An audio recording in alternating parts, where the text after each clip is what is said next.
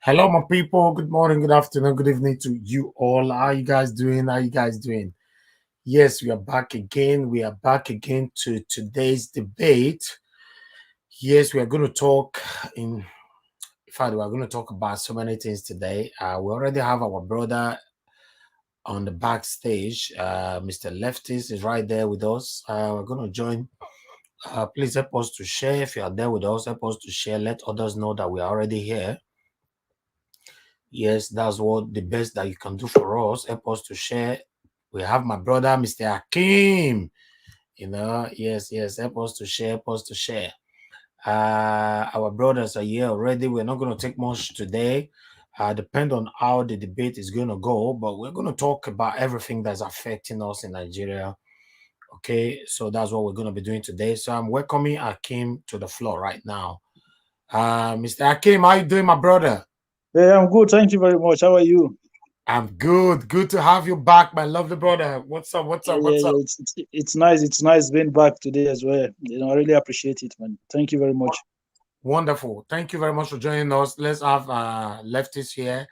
Leftist, good evening to you. Can you hear me? You need to unmute yourself. Unmute yourself, sir.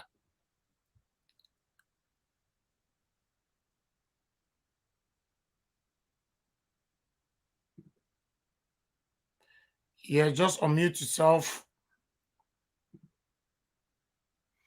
Okay, we're going to wait for Leftist to unmute himself. Okay. Okay, we're going to have Leftist back again. I think he was facing some challenges right there. Yes, good evening to every one of you. Let me look at the comment section. I can see Mother of All, Mommy Diaspora is right there with us. Good evening to you, Mommy. I can see Henry. Oh, big brother. Good evening to you, sir. I can see uh, Israel Semota. Israel Semota, are you not joining us today?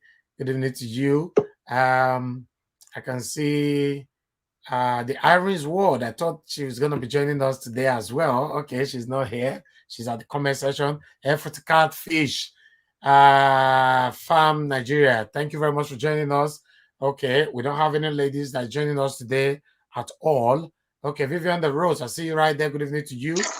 And I can see Rosalind Urban Oruwen say, thank you for joining us. Okay, I can see Tema Tessie right there. Patricia Inofe, Best Amiegbe, Tina David. Can see everyone right there. Good evening to every one of you. Thank you for joining. Martis Patrick is right there with us. Please help us to share. Let others know that we are here. That's the best that you can do for us right now. Just share, please. Desmond Inogiero, good evening. Good evening, good evening, good evening to every one of you. The Irons Ward, Amadasu Farm, James Omo, Eddie Edos.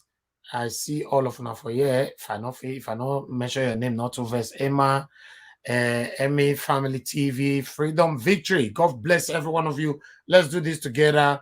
You know, as you can see on the screen, can Nigerian youth take leadership in present day Nigeria? Yes. The reason why we choose that topic today, we wanted to elaborate more, in fact, to stretch the topic that we talked about this morning a little bit. Yes, you know, that question goes, can Nigerian youth take leadership in present day Nigeria? Yes, because a lot of people are saying, Linda, bear, make una not verse, make una understand with me. You know, a lot of people will be saying, you know, let's add leftists back again. Leftists, can you hear us now? Yeah, I can hear you clearly. Can you hear me? Yes. Yeah, I can hear you now, sir. How are you doing today? Happy weekend to every one of you, and happy weekend to you, Mr. Leftist. Oh, we lost Leftist again. Oh, that is sad. We lost him again. Okay, work on your network and join us again. All right, please do us a favor, help us share, and let's do this together, my people. Nobody is perfect. As you all know, nobody's perfect. We are going to talk today. Trust me, Akim is going to be wrong today, and at the same time, he's going to be right. I'm going to be wrong. The same time, I'm going to be right. Leftist is going to be wrong. The same time, it's going to be right. That's what life is all about. It's a debate. It's a debate, man. It's so allowed. It's allowed. Yes, exactly. Oh, guess who we have? We have the Irons World just join us right now. Okay, the Irons World. Thanks for joining. I thought you were not going to join us today. Good evening. Thank you so much for allowing me in. Oh, why not? Why not? Let's do this together. Thanks for joining. We You're have Akim there welcome. with you. Okay, Good good evening, evening, Iris Mr. Ward. Akim. Thanks for joining us tonight. You're welcome. You're welcome. All right. Okay. We're going to wait for a little bit to see if Leftist is going to manage to join us again, because it looks like he's struggling with his network, and we can see even the Irons World is struggling with network as well. I don't know what's happening. It's only Akim that have a stable network today, you know, plus myself though. Super broadband network. You know, and, you know, because our network is good, but I don't know what's happening with other networks right now. Okay, we have Irons World back again. Okay, let's do this. Iris, what can you hear me now? Yeah, I'm hearing you clear. Okay. We lost you a little bit there. Yeah. It's good to have you again. It's good to have you again. And I'm so happy that some of you here were part of the broadcast we did this morning. I'm not sure. Akim, were you with us this morning? No. I wasn't part of the broadcast this morning. Oh, you missed that, right? Yeah, I did. I was fast asleep. Ah, and you have not watched it though. No, it was Mr. Alex that called me earlier when I was in the gym, so he told me about it. So I'm going to watch it later, maybe tonight. Okay. We have two of our brothers, Alex, which you know from Edo State. Our other brother, Mr. Jeff. Both of them actually argued today over who can take over Nigeria. You know, why Mr. Alex was saying anybody can take over Nigeria, why Mr. Jeff was saying, no, you need to have money, have influence, have personality, have popularity, and so many things before you can become a president in Nigeria.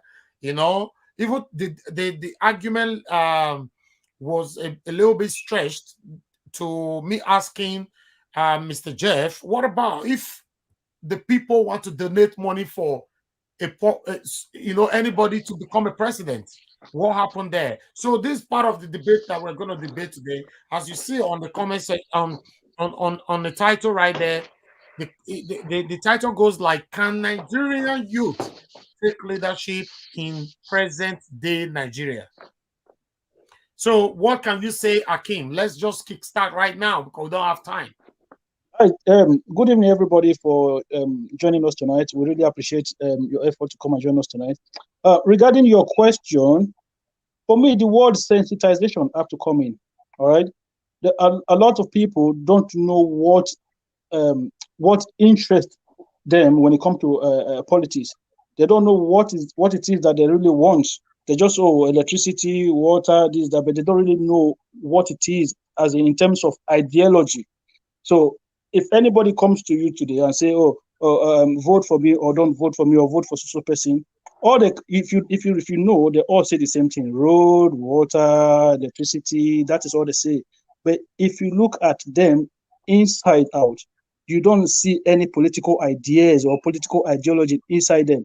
And if you look, the problem we have now is because of these current leaders. They're all the same. Like there's no difference between one or the other. They could go from one platform to another platform. But if you look at our past leaders, you have genuine progressives and you have genuine conservatives. You have people who were promoting ideas of education, free health, and all of those human infrastructures. And while you have other regions whereby their leaders will promote like enterprise, businesses and all them things. So you have a clear division when it comes to political ideology at the time. So you can see the difference when you come to how Nigeria is set up today. If you look at maybe like the Edo State and the West, you look at the work that the Awolowos and the Bermudia did in terms of education, you can clearly see that the most educated part of that country today is from that side. And if you look at the entrepreneurship that the East have today, they didn't start today, they start from before, due to the policies that the leaders then put in place.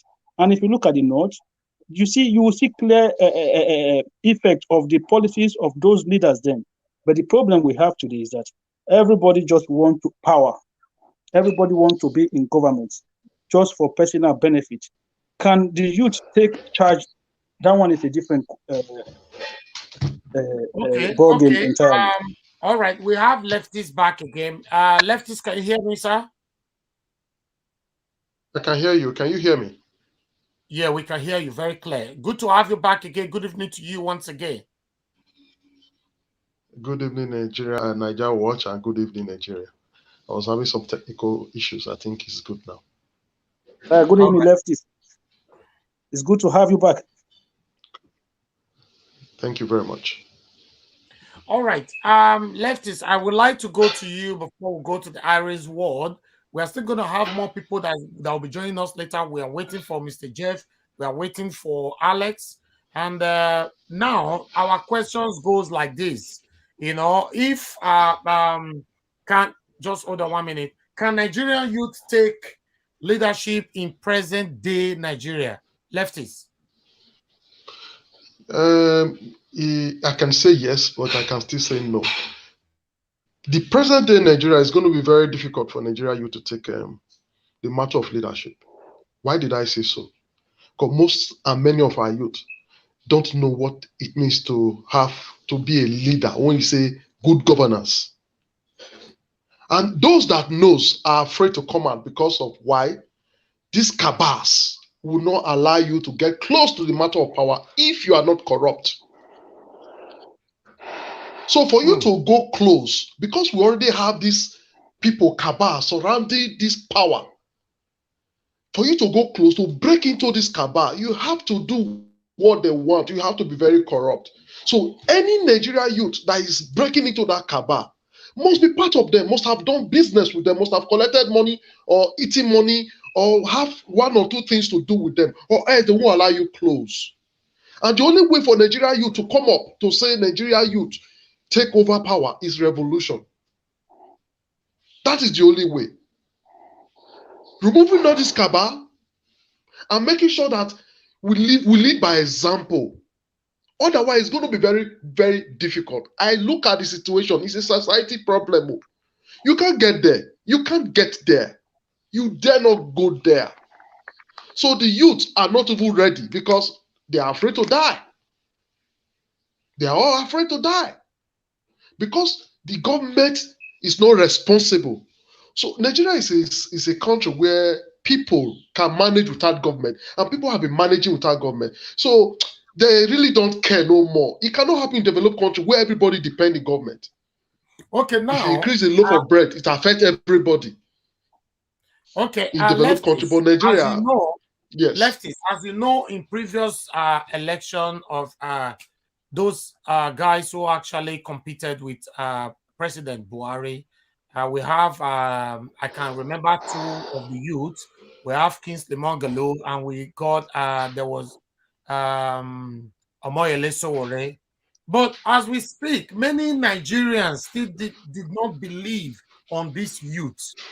So what about if someone like you want to come out tomorrow, you want to be a president, or someone like Akim want to come out tomorrow to become a Nigerian president? Do you think we believe on ourselves? Do you think that we can really take over? Like we'll be agitating, we'll be talking. We want to take over. We want to take over from this old man. Look at Tinubu is coming back again now. Tinubu have ruled us before twice or three times. Now he want to rule again as a president. You know, are we going to sit here and be shouting, communalizing ourselves? And at the end of the day, Tinubu might take over and become a Nigerian president. So what do you think? What kind of orientations do we need to give ourselves?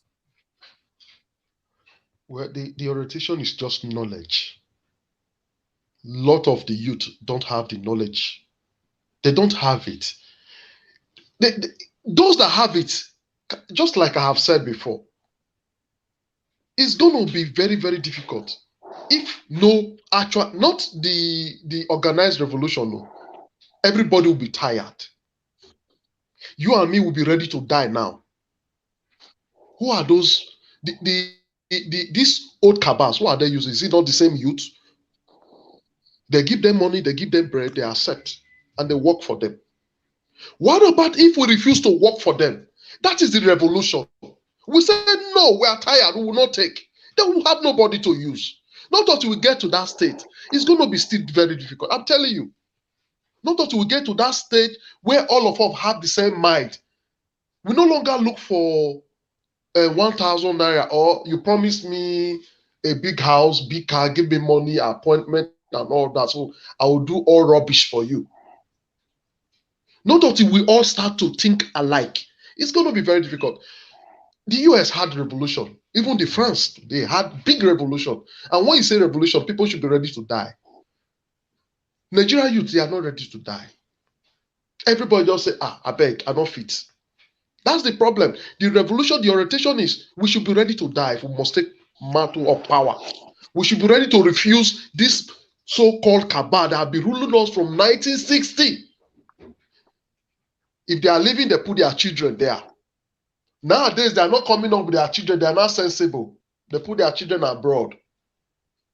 Yes.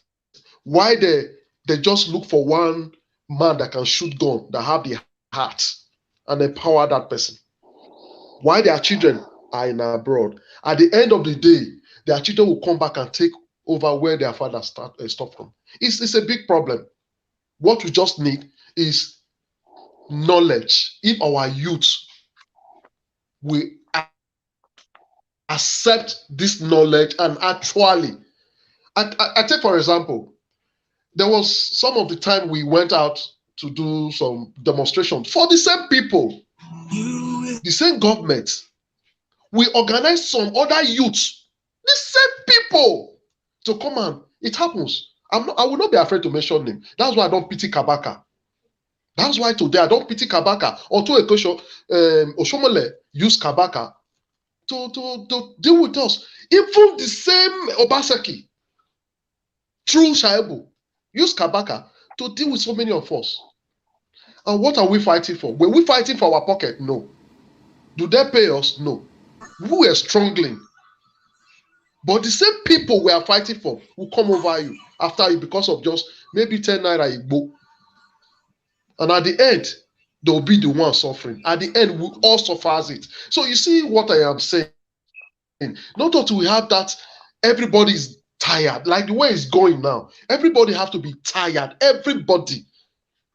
Not until we speak one mind. We will not get there. The youth cannot take over. No, after there must be revolution. If no revolution, Nigeria will never get better. No matter how it is. Any youth that come now, any youth that come forward now, look at that youth critically. He said that one of them, the bourgeois, is sponsoring that youth. Is fronting for a bourgeois. A bourgeois that you hold alliance to. Thank you very much. Thank you, leftists. Let's welcome Engineer Ken to the floor. Engineer Ken, good evening to you. Please, you need to turn down your radio. It's copyrighted. Please. Hello, Engineer Ken, are you there? Engineer Ken, please, for you to join us here, you need to turn down your radio due to copyright. We are not allowed radio, television, anything at all on your background. Please,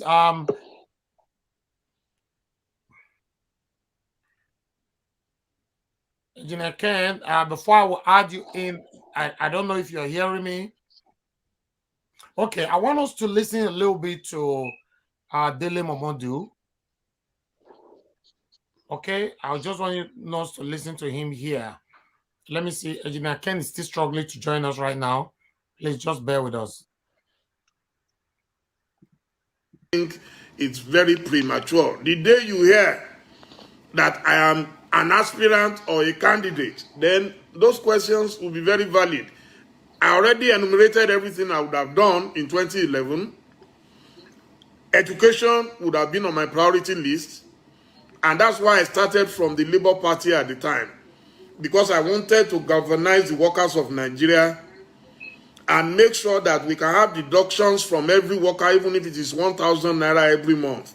So we will not need those money bags to fund our campaigns and our elections. But it didn't work.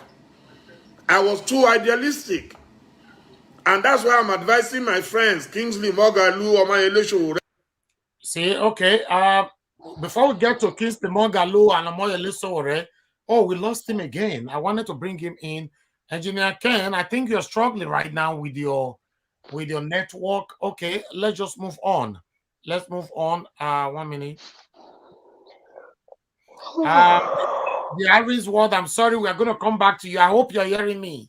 Yeah, clear. Okay, wonderful. Please, let's listen to Dele Momodu, and we'll take it from there. Thank you. Been on my priority list, and that's why I started from the Labour Party at the time, because I wanted to galvanize the workers of Nigeria and make sure that we can have deductions from every worker, even if it is 1,000 naira every month. So we will not need those money bags to fund our campaigns and our elections. But it didn't work. I was too idealistic. And that's why I'm advising my friends, Kingsley Mogalu, or my election today, that look, let's face reality. If we cannot work within the big political parties, you cannot say you want to be president of Nigeria. Okay. Now, Dele Momodu said, if we, the youth, let me analyze this in a different way, okay? If we, the youth, cannot work with the two major political parties, we cannot indicate that we want to be the president. Do you all agree with this? I'm going to go to the Irish word first. The Irish word, are you there with me? Yes, I'm here. Okay, you heard him, right? Yes. What's your take on that? How do you respond to that? I disagree with him. Okay. I understand the area he's going to, because the system of Nigeria government have made it so. because Nigeria people have so much value for these two parties. You know, if it's not PDP, it's APC. So that is the ideology he's using to analyze this thing. I know that he has been into politics before I saw him again this afternoon saying that he's going into the politics back under the People's Democratic Party. My opinion here is, like the former speaker said, that it's not possible for the youth to come in because they are not ready and we need revolution and all that. Of course, I agree with him in the area of revolution. I agree with him. And there is another thing I think it would have also be a good solution, which the government are not ready to do. Okay. For example, we need a solid system of election. As in, there are countries that do it.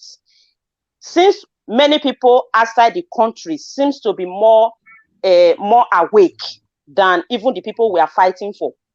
Because why do I say the people we are fighting for? For example, most of us in diaspora can decide not to go back home. Nobody can do anything about it. We are very okay with the system here, another person's democratic system, which people also fought for. They did not just sit down one day and make everything the way it is today. People fight for it. And they were able to get it. And it's stable today. We are all enjoying it. But my take on that is, I think if Nigeria stand on a solid electronic system of voting, it will go a long way. Because the mentality I have right now and the mentality you have right now and so many other people in diaspora, there are so many youth in Nigeria that doesn't have it. Mm-hmm. For example, you don't expect, if they have electronic system of voting right now, I cannot vote for somebody like Tinubu. It's impossible.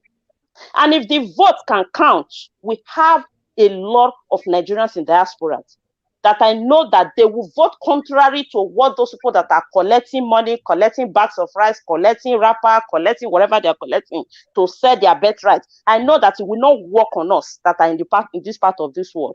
It will go a long way, but they are not ready to accept it. So without that, it will be difficult for you to see a youth that will just stand up without a godfatherism, just as the earlier speaker said. Okay, you go there. It will just be a face, like a picture there. Somebody is writing the other, controlling the person, telling the person what to do or what not to do. Desmond Elliot was a living example of it. He said it himself. That is a product of godfatherism, which will handicap him in the government, even if you want to do anything. Yeah. I mean, there are so many youths that can come in, but how will they come in? When they look at the system, first of all, they get frustrated. Because obviously, when they come there, they know that nobody is coming to back them up. Because for them to even go to the top, probably many of them might come under these political parties that are not recognized. Because for you to break up APC and PDP and said you are going on top, the cabals are just too much. It will be difficult for the person to make it to get up there. You need to start from somewhere. So some might want to come out under all this other little political party, which is going to be very, very difficult. It will be very, very difficult. And another thing, until Nigerians stop to vote for party and start voting for candidates, is going to be very, very difficult. Because Nigerians still have not learned the system of voting for candidates, not party. We have so many sympathizers of party. I am APC, I'm ready to die for them. Die-hard PDP member. It don't have to be party, because these two parties have the highest political juggernaut in the country. They are political prostitutes. You see somebody, if APC is on power, when they commit crime in PDP, they run down to the APC because they don't want to get probed. Because if you are under the ruling party, nobody probe you, nobody touch you. At that point in time, you are untouchable. Okay, when APC lose, PDP have power, they run over to that place because they are hiding their crime. They are busy hiding under their crime. I mean, Nigeria's system needs to be fitted, just as the earlier speaker said. We need somebody like what Rollins did in Ghana. We need such system in Nigeria. Nigeria's system needs to be fitted completely because right now, nobody is there. I mean, nobody. Thank you. Thank you. You're you welcome. very much, the Aaron's word, for that response. Let's welcome our brother live into the live broadcast. Engineer Ken, good evening to you, sir. Can you hear me? Engineer Ken. Engineer Ken, please turn down your system. Turn down your radio there, please. Can you hear me? Turn down your radio because I don't want to have a copywriter. Yeah, I'm coming off. I'm still trying to connect. Okay. Yeah, but my Bluetooth is messing up in my car. Okay, we'll get back to I'm you. still trying to connect to my Bluetooth. Okay, Yes, try please. sort that out. Okay. All right. All right. We have Akira here with us. Akira, good evening to you. Can you hear me? Yes, sir. Good evening, sir. Mr. Niger Wash. How you doing, my brother? Thanks for joining us on this live debate. Thank you very much, sir. Thank you very much. I greet everybody in the panel, sir. Thank you. All right. Before we move on, please, I want everybody to know every responses today is 2 minutes, so that others can have the opportunity to talk as well. Anybody who talk more than 2 minutes, I will cut you off. We move on. Please don't see that as if I'm rude. Okay. We have Alex calling us. Hello, Alex. I thought you're supposed to join us. How are you doing? Good evening to you. Hello, Alex. Oh, Alex, you're having issue. I don't want it to delay us so much. All right. All right. I want us to listen to Dele Momodu again. We have another person joining us right now. Before that, hello, Alex. Alex, can you hear me? Hello, Alex. Oh, God. All right. We have Midwest people joining us right now. Good evening to you, Midwest people. Can you hear me? Yeah, I can hear you, my brother. Good evening, sir. How is everything? I'm good. Thank you very much for joining us once again. Thank you, sir. All right. I'm going to mute. Everybody should mute themselves. I'm going to play this video one more, then we move on. But please, like I said before, we have 2 minutes, and I'm going to time everyone. And on the comment section, you guys need to join me. If anybody talk more than 2 minutes, indicates so that I can cut the person off. I'm picking. Hello, Alex. What is happening? You are interrupting. Good evening to you, Alex. Can you hear me? Oh, Alex, we cannot talk to you now. Your network is not good, and to be honest, we are not moving forward. Let's talk. Let's continue with what Dele Momodu got to say here. To me as to what will I do differently and all that, I think it's very premature. The day you hear that I am an aspirant or a candidate, then those questions will be very valid. I already enumerated everything I would have done in 2011. Education would have been on my priority list, and that's why I started from the Labour Party at the time, because I wanted to galvanize the workers of Nigeria and make sure that we can have deductions from every worker, even if it is 1,000 naira every month. So we will not need those money bags to fund our campaigns and our elections. But it didn't work. I was too idealistic. And that's why I'm advising my friends, Kingsley Mogalu, Omayele Sowore today, that look, let's face reality. If we cannot work within the big political parties, you cannot say you want to be president of Nigeria. Even in America, Donald Trump had to hijack the Republican Party. Barack Obama was still very young when he hijacked the Democratic Party in America. So let's all the young people and all the credible people, all the fantastic people, all the accomplished people come together urgently and go into the two leading parties. Use your popularity to affect the fortunes of those political parties. When we do that, then the world will know we are ready and we are serious. If we don't do that and we keep complaining, they are going to rig us, we don't have money. We don't have. That's why you must go into a big party so that you can have the structures. And if the members of the party see your viability, something might happen. It might be a miracle, and they will support you. But look, a lot of young people are already in government, I listed them the other day. Former Governor Fashola is still under 60. The Kogi State Governor, Yahaya Bello, is under 60. Dr. Kayode Fayemi of Ekiti is under 60. Right Honorable Chibuke Rotimi Amechi is under 60. Mr. Akiwumi Ambode is under 60. We have loads of them. I'm not sure if Donald Duke is 60 already. I was with him yesterday, and I was telling him I've always wanted to be one of his chief campaigners because I love him. Those are the caliber of people that I want to see. Not people who just want to say, I'm a politician, I'm playing politics day and night. Of course, you have Peter Obi, a very successful businessman. They are there. They are all young people. They are not old. You know? So even those in the 60s, they are available. So, but let's all go and work for them in bigger parties. Okay. This debate today is all about the youth. Do we have a chance at all? Okay. Do we have a chance? Let's come back to our debate again. We'll come back to the video of Dele Momodu. Let's see if Engineer Ken can hear us now. Engineer Ken, please unmute yourself. Good evening. Good afternoon, Nigeria Watch. Yeah, I can hear you sound and clear. How you guys doing? Yeah, we are good. We are good. I don't know if you managed to listen to Dele Momodu.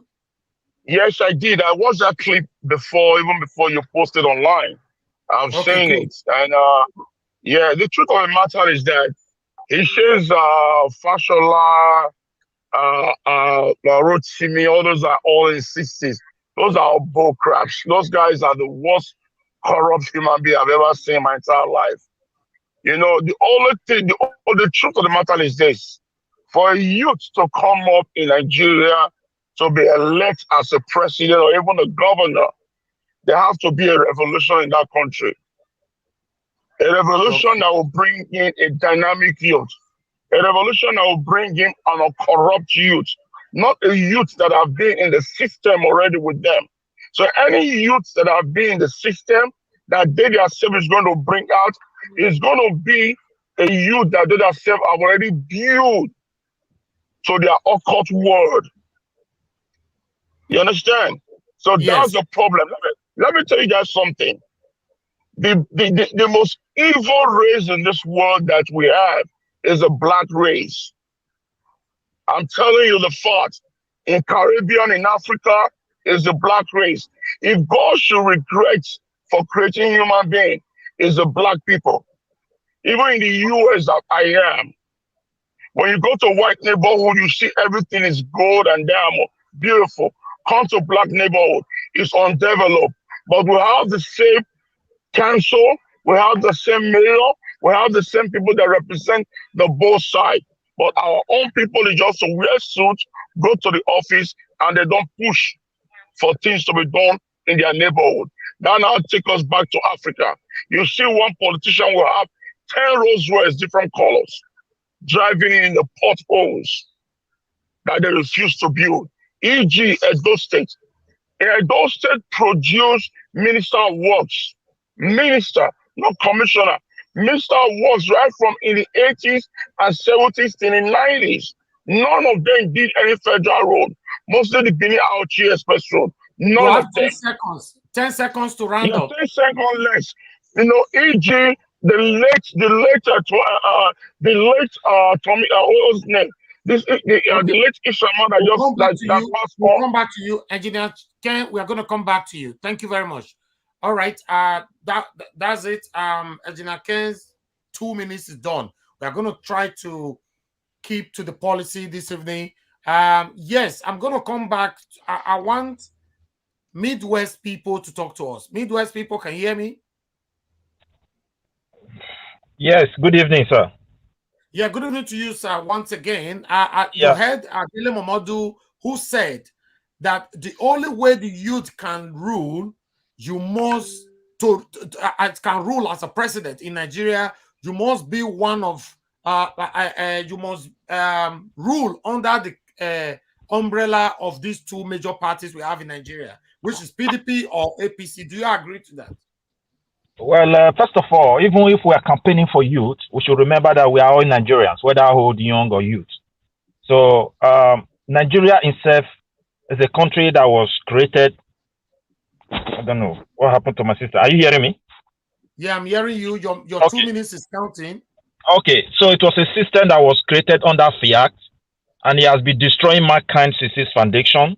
So whether youth is there or maybe old people are there, it's still going to be the same thing. First of all, Nigeria don't supposed to be a country, and I will advise my Edo people: if the Eastern people are using violence, let us start using our voice. There is no future for us as far as Nigeria is concerned, whether youth is there or not. Now the Yorubas are clamoring for Yoruba president, not Nigeria president. The Igbos are clamoring for Igbo president, not Nigeria president. The Fulani see themselves as Fulani president. So it is our time we Edo should rise up and see ourselves that we are not part of these people, because after all, our ancestors never agreed for this into this kind of a system that can never produce anything good in the present, neither in the future. So we shouldn't see Nigeria as a home. There's nobody that's going to fix it. Anyone that is calling for revolution, or maybe what kind of revolution? You don't have revolution over something that doesn't exist. Nigeria is not in existence. It's a fiat. It's there for the colonial master and still remain a tool for the colonial master. The Nigerians themselves are going to remain the way they are, and they are going to continue to suffer. It is our time we start colonizing our people, or talking to our people in a way that they will understand that there is no future in that country, because the country have devastated, particularly the Edo people. And we always continue to say, oh, Nigeria, we Edo, we are not trying, we are not doing this, we are not doing that.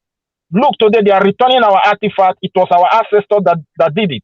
If we were allowed to build on those brains, you would have imagined where we are today.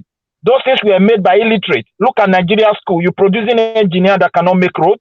They cannot even miss mate. You're producing doctors. Until they go to Americans, they are not doctors. They need series of schools. It's not all of them that will pass that exam. So you are producing, particularly the engineer, a medical. Thank you, Midwest. I appreciate you so much. Thank you for that. Thank you, sir. Yes, thank you. Now mute yourself and let's talk to Ahire. Ahire, good evening to you once again. Can you hear me? I can hear you very much, sir. Okay, my brother, what's your take? Do you think we can create our own party to rule Nigeria, or do we need to succumb ourselves under these devilish parties to rule Nigeria? What's your take on that?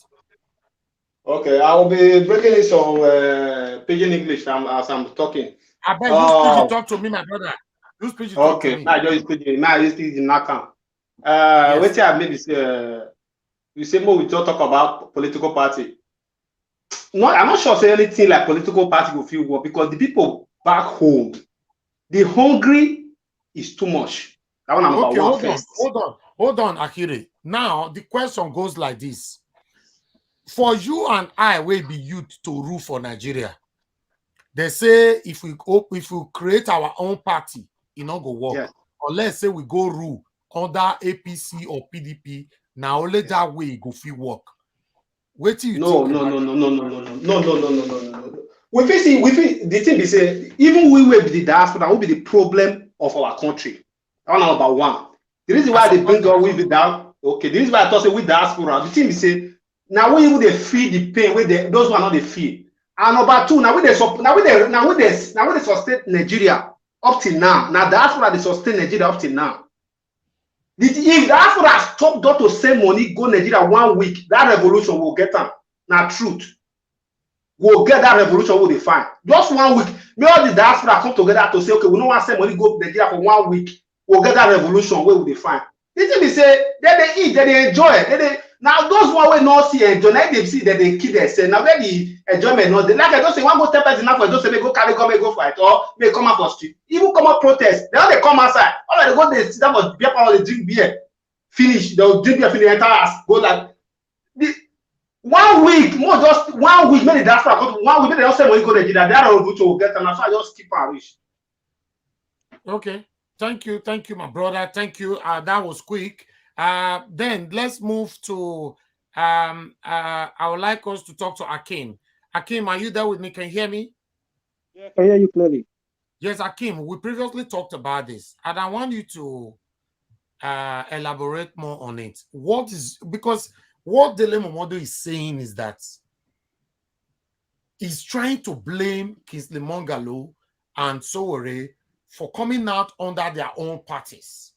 So Dele Momodu is telling us Nigerians now that the youth can rule, but the only way we can rule have to be under these same parties that has caused you and I excruciating pains. What is your take, my brother? For me, I think is right, because you have to understand, like Nigeria is like no other country. That's it, before you make any argument or compare Nigeria to some other country or compare situation that's happened somewhere and expect it to happen in Nigeria. Nigeria is a unique country. Nigeria is like 3 countries or 4 countries or 5 countries as one. So you need a structure that is already there, that has cut across the whole country. Don't forget, if you remember, President Muhammadu Buhari, he contested election before. He always win in the north, but he never wins the presidency until he built an alliance with people from the south. That was when he was able to gain power. So if you say, okay, you want to form a party like what we already did, how many votes are you going to get in the north? How are you going to break through? But you have to work within the established system. But the thing is, they are youth in the north who are PDP members, who are APC members. So those people with good intentions who want to do the right things, they have to work with each other within a political structure that is already established, like what Dele Momodu said.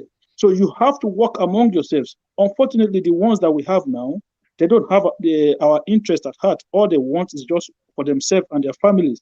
But if you want to do it, my brother, except maybe you want to divide the country, then you can say, okay, what we are talking about now can easily work. But if we are not planning to divide the country, that we want to still use the word Nigeria as an entity or as a nation, how are you going to cut across when you form a party that you form a party that is seen as a southern party? How do you get across to the northerners to say, look, come and join this revolution, come and work with us? You know what I'm saying? Okay. So you need people that are already there within a structure and say, listen, guys, let's move this party or this country in a different direction.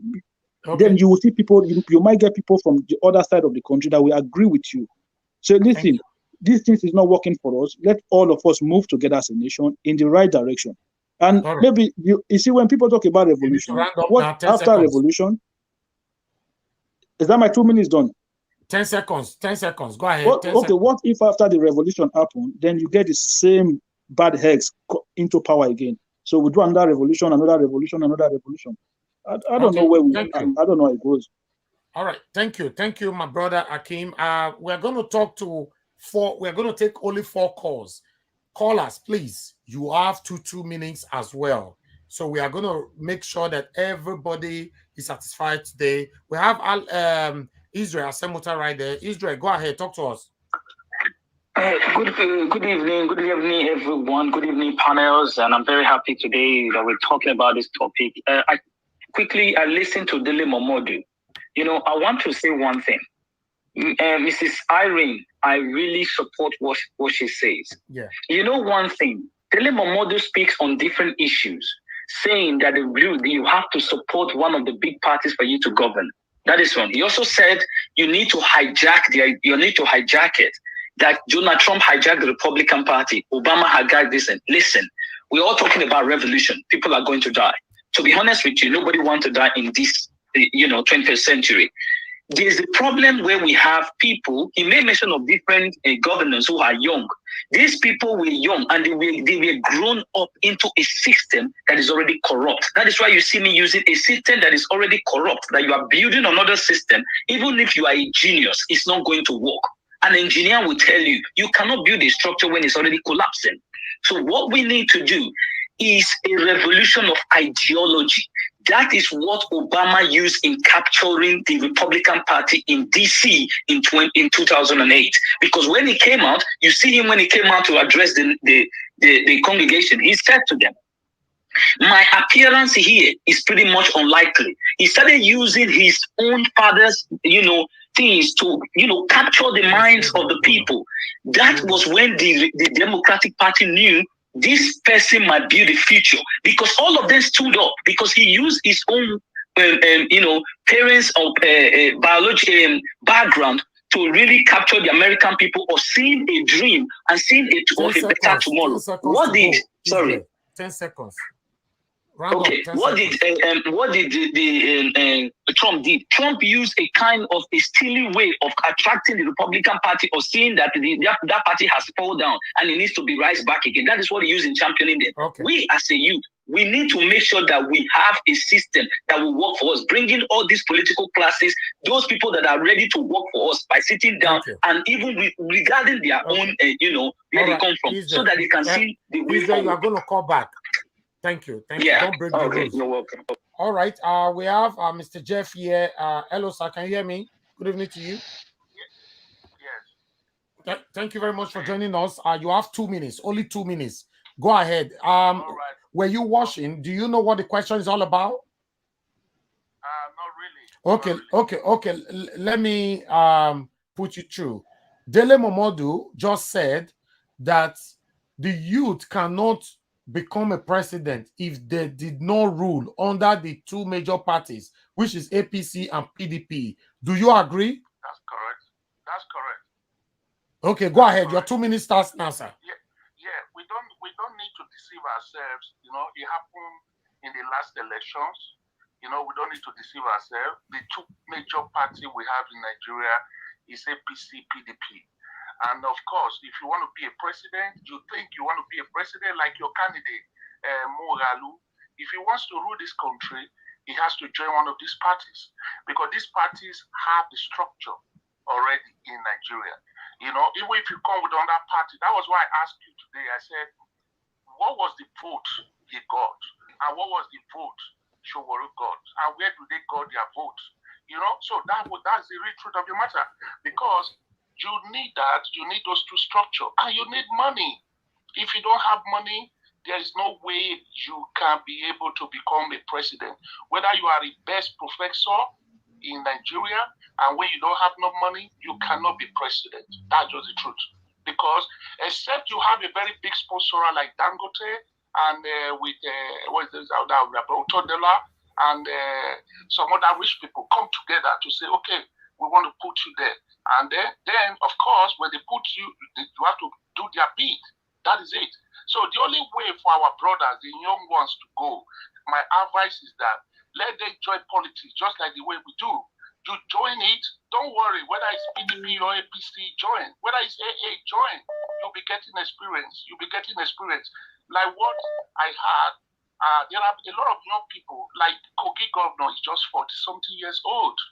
The guy from Kogi is 40-something years old, and Wike too, and other governors, they are having a younger age. They are not old people. But when we look at them like old people, maybe because they are fat or because the way they talk. Okay. Actually, that's it, sir. You are going to call back. Your 2 minutes is up.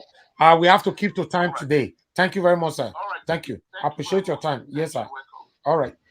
We have another caller right here. Good evening to you. Your name and where you are calling us from. Good evening. Good evening, sir. Good evening, bros. I just want to quickly contribute to what this Okay. Okay, go ahead. Your 2 minutes starts now. Go ahead. Okay, I don't even have 2 minutes, only 1 minute. Okay.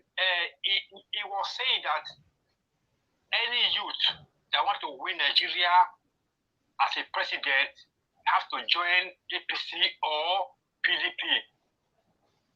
Let me quote it wrong that even if that the candidate you are talking about now, I forgot his name now, the person you are talking about now, is it not Kingsley Moghalu? Yes. Yes. See, my brother, I do not believe on this last caller, because if that Kingsley joined PDP or APC, even if that man have good intention for Nigeria before and he joined that party, he will be corrupt. Mm-hmm. That's what I've been saying. Thank you, my brother. Thank you. Thank you. Yeah, thank you. Thank you very much. All right, thank you. All right, one more call, then I come back to you guys. Please understand with me. Hello, good evening to you. That's Chris. Is that Chris? Hello. Can you hear me? Hello. Hello. Okay, I'm sorry we lost you there, and I cannot have you back. Okay, we have Alex in the building. Alex, can you hear me? Yeah, good evening. I can hear you. Can you hear me, sir? Okay, good to have you back again, Alex. Alex, what we are talking about here, I don't know if you watched the video I played earlier on. Yes, Dele Momodu, yeah. Okay, I'm gonna rephrase. Dele Momodu said that the youth cannot rule as a president in Nigeria, and the only way that can happen, if only you want to, he referenced to Kingsley Moghalu and Sowore. He said they have to come under the two major parties, which is PDP and APC, for this to work. What's your take on that? Your 2 ministers now. For me, that is not entirely true. I don't believe in the system. The system is very corrupt because the present system, they are the ones hiring and paying those conducting the so-called elections. So it's not transparent. They just announce anything and they say go to court. When you battle it in the court, they will adjourn it. Then before you know, they will say appeal. After appeal, you go to federal. They will tell you you have lost. That's not election. What we have in Nigeria, we have to collapse the system. We have to sink this system and bring up a new system. These guys are the ones ruling. So how do you win them? How are we going to achieve this? How are we going to achieve this? It's by having a peaceful protest or a revolution. That's it. If you remember, we all got to know about Sowore because of his activism. His program, his topic is what's it called? Revolution Now, right? Yeah. So it has been on. I didn't just start it. People are tagging me that I like war. I'm a warmonger. I'm not a warmonger. It's just the simple reality. We cannot shy away from the truth. The truth is that these old men, they've already connived to be in charge, to choose who contests, who will not contest. We don't have election in Nigeria. What we have is just selection. They know who is going to win. So, and it's very bad. The whole system needs to change. That constitution needs to change. So if you give the youths a chance, they will win. But this old man will not allow it to work. What's it called? This body that does this. Can you hear me, sir? Yeah, we are hearing you. You are wasting your seconds. Yes, the body that does the presidential election, who pays them? Is the federal government. So it cannot work. It will not work. Okay. So the only way we have is for the youth to come out and demand for power, either by peaceful means or by force. That's it. Okay. All right. I'll get back to you again, Alex. Let's go back to the phone again. We have our brother again on the phone, Israel Asemuta. Go ahead. You have your 2 minutes starts now, Israel. Go ahead. Okay. Let me quickly tackle that caller that called before the other guy that said that if you have to take the mantle of you have to belong to these two great political parties. Let me take your mind back to South Africa. I can maybe he's hearing me now. South Africa has been ruled by the ANC and the DA, the Democratic Alliance, headed by Maimane. The ANC, he was a youth leader under the ANC, which is Julius Malema. When he saw that the ANC was not doing what they stand for, because it is what you preach, that is what you practice. He was not having it. He started being a radical inside the ANC. They drove him out. Take me down. Just quote me. He formed his political party in just 1 week. Guess what? It's the second largest political party in South Africa today. Go and check. And that is why they call them the Red Beret. He stands for what it is, the ideology he kept for the people. And that is what they were focused on. Today, the EFF, Economic Freedom Fights, they are the second largest. You can see them even in the parliament being radical because you must practice what you preach. This is the problem of Nigeria. We don't practice what we preach. We keep on cajoling them until we start using that ideology. It will not work. What is the question? What is the answer now? South Africa today has the highest population. It's Julius Malema, and he's still standing by it. But don't be surprised he's going to take the mantle of leadership, because his ideas are so focused, and he told the people, this is what I stand for, and this is what we are going to do for you. You cannot be carrying these people from left to right. Even the ANC is afraid of the economic freedom fighter today, headed by Julius Malema. Go and check it. So you telling us that in this one you have to join this one, you have to join this one. No, because the ideology is not my ideology. Everybody is born differently. They have their own ideology. That is what I told you. I give you instances. Go and check. Even in Ukraine, that's it. The President Zelensky he was a comedian. Thank you. He's the president of Ukraine. Thank you very much. Thank you. Off the mic. All right. Before we pick another course, I want to take 2 minutes round with my guests. Remember, we are the one organizing this all things together. Okay, now let's talk to. We are going back to. Before that, I want us to listen to Dele Momodu for 2 minutes. Then we elaborate more on it. Thank you. Any candidate. Okay, sir. Thank you very much. Thank you very much, sir. I think that's more to contain because of time. Thank you very much. Thank you. This has been an interesting time with you. Yes, thank you. Thank you so much. Thank you, viewers, for staying with us. Your family, Henry the Great, Leslie, I'm not sure if generation is different. So now imagine somebody who is 20 years older than me or thereabouts. There is no way it would work. The generation gap is there. So when you put old men in power, that is what you would expect. They look down on all of you as kids. What are you talking about? Your own generation. It's not a serious generation. I used to respect my own father. That's what I tell my children all the time. You must respect your father. Say, okay, sir. But I'm sure that, okay, sir, they will just be looking like, why is this man disturbing us? You know, it's the same thing in politics. A man like Buhari now, what am I going to tell him? He will say, look at that delay. When I was head of state in 1984, where was he? He was only 24, small boy, trying to advise me. That's always the mindset. Okay, we are coming back to you all. Let's talk to Sonny first, then we'll move on. Hello, good evening to you, Sonny. Can you hear me? Hello, good evening. Yeah, good evening to you, Sonny. Are you watching? Yes, I'm alive. I'm watching you. It's just that I cannot come online because of yeah. Okay, that's fine. That's fine. Your 2 minutes starts now. Go ahead.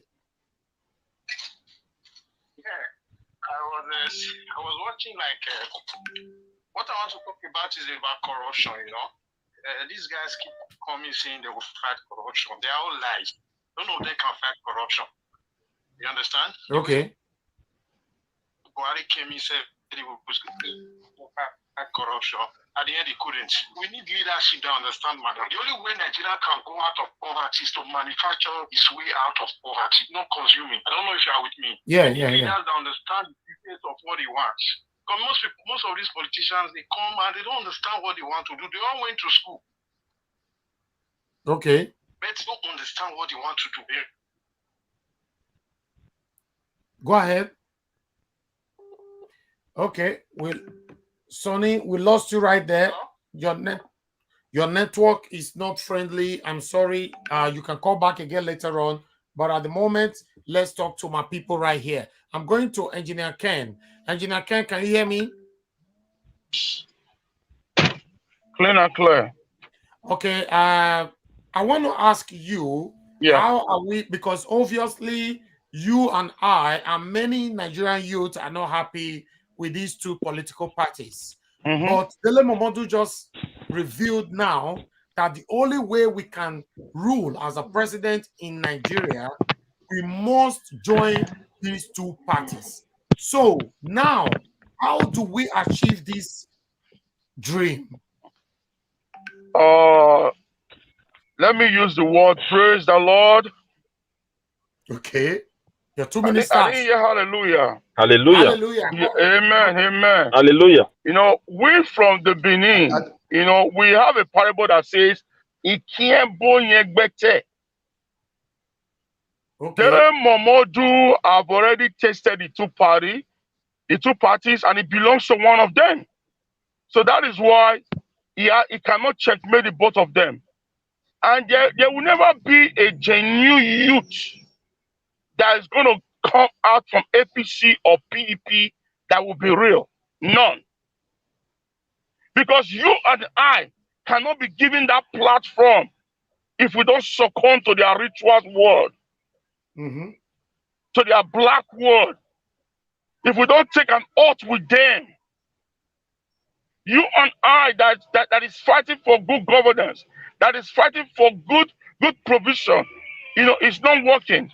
They will not allow it. The only way that we can easily exist in that party if there's a revolution, that the old ones have been wiped out, just like what Rawlings did in Ghana. A son of a nobody will now comes out and say, you know what?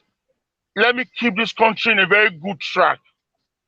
That would be the only way. But if it's the same old style, it won't happen. They will never allow it to be. Any of the if they should come out with any young person, it has to be someone they themselves have trained, they themselves have glued into their system. So that's it. That's it. Okay. Thank you. Thank you, Engineer Ken. I appreciate your You're time welcome. with us again. Let's go. You're welcome. I don't know. Lefties, are you there with us? Can you hear me? I'm here. I can hear you very well. Okay, lefties, how do we achieve this dream? We want to rule. Must we rule under APC and PDP? It's going to be under APC and PDP. It's really going to be the same thing. It's like we are still talking about the same thing. For example, let me use my state, Edo State. Obaseki came in through APC, but now it's in PDP. What's the difference? They are the same 10 or 10 pence. They are just the same 10 or 10 pence. They are just recycling themselves, sharing power with among themselves, swearing oath within themselves, just the way presidency asks the staff in presidency in Aso Rock to swear oaths of secrecy. What is oath of secrecy? This is what we are talking about. They all have hidden agenda. They are the same 10 or 10 pence. And the only way out is to push all these people to the gutter. Remove all of them. They already stay with bad blood. They've tasted blood. They've eaten meat. They cannot be vegetarians. And we need vegetarians there. So that's why they are tyrannies. There's no way you go into PDP or go into APC, whatever. Before you go through them, before they will allow you, you would have been part of them or head. They just leave you where you are. So, because you are not among them. It's really going to be difficult. Not until Nigerians wake up by ourselves. Nobody's coming to help us. The foreign developed countries, they are not helping us. They are making us, using the opportunity to make us. They will never come and help us. Not until we make up our mind. We make up. NSAS was almost getting there. But what did this tyranny government did? What did they do? They infiltrated NSAS, used all their boys and themselves, used the military apparatus, police to start killing all in the name of NSAS. They hijacked it because they already knew NSAS was already going to be like a revolution naturally. That is what we need. We must, all of us, not one person, all of us make up our mind. Thank you. Thank you very much. Thank you very much. Let's go back to the Irish war. I want to leave. My battery is almost like 3. Okay, all right. Please just contribute now so we can let you go. Request, go ahead. What I want to quickly say is that even my battery is already gone, if you are hearing me. Nigeria is now a country of kinsmen. So if you belong to the president, then that is when you have your president. If your family belongs, that is your ethnic, belong to the president ethnic, that is when you have your own president. So as far as Nigeria is concerned, we should not be deceiving our people that Nigeria is a country. It's not a country. So the earlier we tell our people, particularly we the Edos in diaspora, it is time we have to change our mentality, or else Our younger ones are still coming out to be traveling through Libya and be dying on the high sea. And if care not taking, a lot of women will end up as a glorified prostitutes just because Nigeria is a virus. It has destroyed a lot of people and it's still going to destroy many generations to come. There is nothing good that is going to come out from that country. I have to tell you the truth. It's not a country. It's a kingsman country. When a Yoruba man is there, the Yorubas are happy my brother is the president. What kind of revolution will come out for such a country? The Northerners will not join your... Are they stupid to join your revolution? It's not possible. If an Edoma is there, whatever he does, and they say revolution, will you go and join those people? No. So it's not our country. It's artificial country. They just brainwash us to believe that we have a country that will work for us. My man, this is 60 years. Nothing good has ever come out. So you Education believe is on division, right? You believe on division. I believe it is high time the Edo descendants should unite and ask for their own nation. It's so simple. Let their voice, that is the only way. Nobody should be deceiving us that one day a good person will come and rule Nigeria. How long will you do? 8 years. Another bad guys will come in and destroy everything. It will only take them a few minutes to destroy all. So that's what I want to say. There is no hope there. Let us stop. Our fathers have worked so hard. These people have retrogressed us so much, so deep, and we don't even know it. And we are not willing to tell our people the fact. It's a problem. We better start crying and tell. We don't want this election peacefully and join the rest people because it is our people that we can be able to hold accountable, not the whole Nigeria. Edoma cannot hold Yoruba. Hausa cannot hold Yoruba. Yoruba cannot hold Hausa accountable. Igbo cannot hold Yoruba. It's just the truth. It's a nation of kinsmen. Igbo is clamoring for their presidency because Nigeria is not in existence. It's fake. Thank you. Thank you, Midwest people. Wow, that was a good delivery. I appreciate you. Thank you. Thank you, my brother. You are not going to be here with us all through. Maybe so 1 minute time, maybe the battery will be off. Yes, we really do appreciate you, but we're looking forward to having you again next week, Friday, okay? All right. The Iris ward. Can you hear me, madam? Yes, I can hear you clear. Okay, madam, I'm diverting a little bit. I want to say, upon all these agitations, upon all these, lamentations from Nigerians, Edolites all over the world, what is your take on those same Nigerians that attack people like us, all of us here, for attacking, or rather for talking against their leaders? What is your take on the people, especially those in diaspora or Nigerians in diaspora? Because it is hard before you can see Nigerians or those that live back home that will attack you. For example, we have Akin here who loves Governor Obaseki so much, but he has never ever disagreed, or he can disagree, but he has always been constructive whenever he's disagreeing with anything here. So, madam, your take I want you to tell us what's your take on those that is attacking this kind of debate. What's your take? Yeah, thank you so much for the question. I actually prefer to speak on something else, but let me go direct to the question you're asking me right now. Okay. So Mr. Hakim, I have a question earlier that I wanted to ask him when this debate started. He made mention of people are busy talking about infrastructure, education, health, and all those physical amenities that we need to live as a people. That people don't think of what politics really take. So when I finish, I will want him to explain that. What else is outside this thing that make a politician or that make politics? So to the issue of the Nigerians or those in diaspora attacking people that are clamoring for good governance. You know what? Number one, I will have to say this. Illiteracy, education is very expensive, but illiteracy is more expensive in a situation like this. Mm-hmm. There are some people that actually think they go to school, but actually school go through them. I know that all wisdom does not come with education. Don't quote me wrong. I'm not against people that doesn't go to school. I'm talking about mentality right now because I know that education and exposure have a lot to do with somebody's mentality. Mm-hmm. It's a pity that those people that are opportune to experience another man's democracy, a stable one at that, a very good system. They are here. The government are paying their children.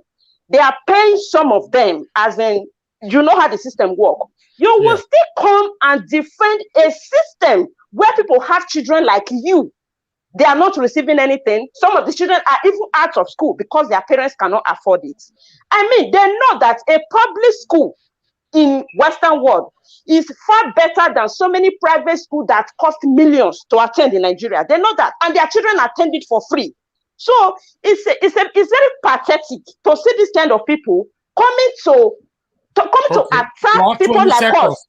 20 seconds. People that are attacking people like us, that are fighting for a good governance. I would like you to answer that on your next talk, okay, please. Okay. All so right. I think they have to wake up. All right, thank you. Okay, I will ask you that same question again, the Irene's word. Thank you very much for your time. You're welcome. All right, we have our brother Wilfred Ewosa. Good evening to you. Thanks for joining us on this debate. How are you doing, my brother?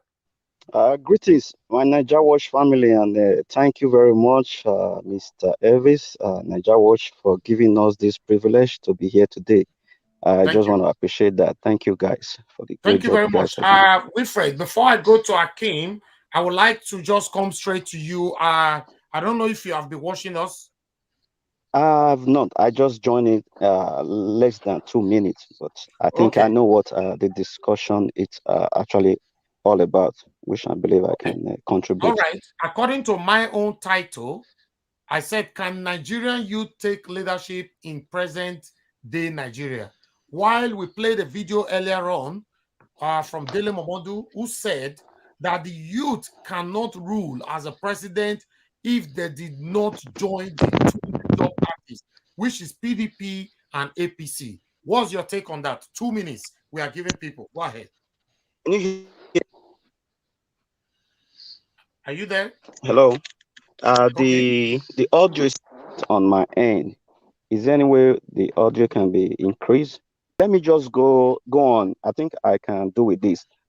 Yes. You see, the issue with Nigeria youth taking the mantle of leadership, actually, it's going to be a very difficult, progress. You know why?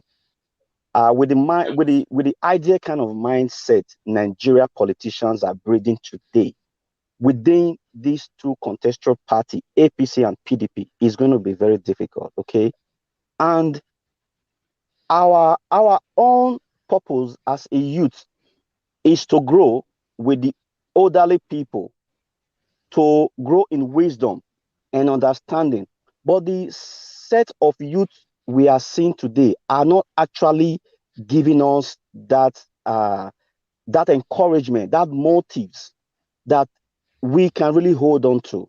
Okay, because average Nigeria youth today will want to go into politics.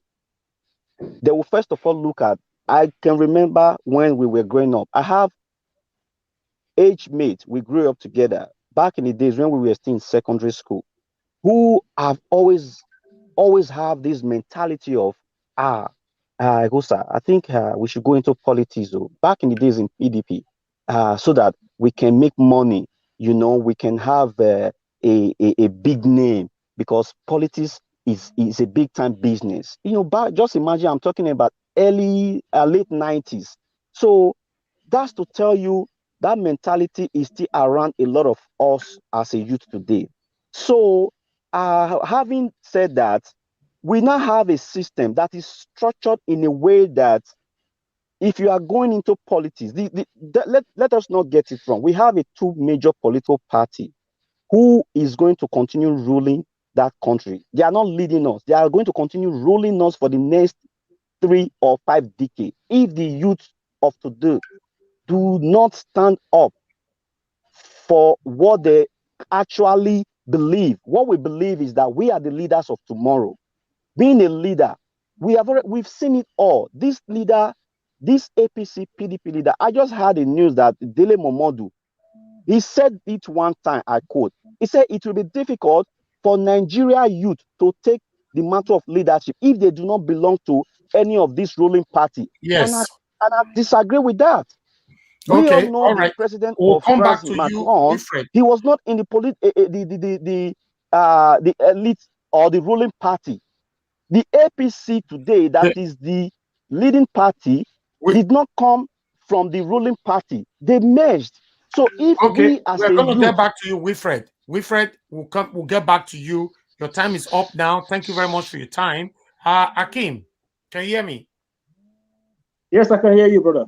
Okay, Akim, how do we achieve this if we want to rule now? Because I understand you said you support what Dele Momodu said, right? Yeah, that's correct. You support that. Okay, my question to you now, Akim, what about, for example, you now, you want to rule as a president, and you went under the shadow of APC or PDP. What about if they suppressed you?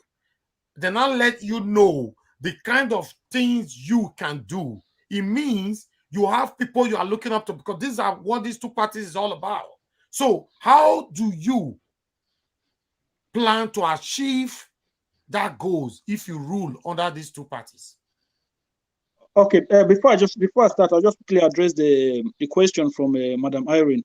What Madam Wa was trying to say, particularly, was that people, when someone comes to you to promise you good schools, good road, and all of those things, you have to look at their background and their antecedents. What have they done before? What do they stand for? What do they believe in? You know, it's easier for us, for people to just come to us and promise all of these things, and we just say, oh yeah, this man is that man, is the other man, we're going to support this. But we don't like, you see the way I am now, whether it's Tinubu, whether it's, none of them, I don't think any of them have it. There's only one politician that I've seen that I've, as a governor, that will say, okay, it kind of follows my own political ideas, and that was Rauf Arigbeshola when he was governor of Osun State. A lot of people will disagree, but I personally follow his governorship at the time, and I saw a lot of the things that he was doing that were progressive governance wise.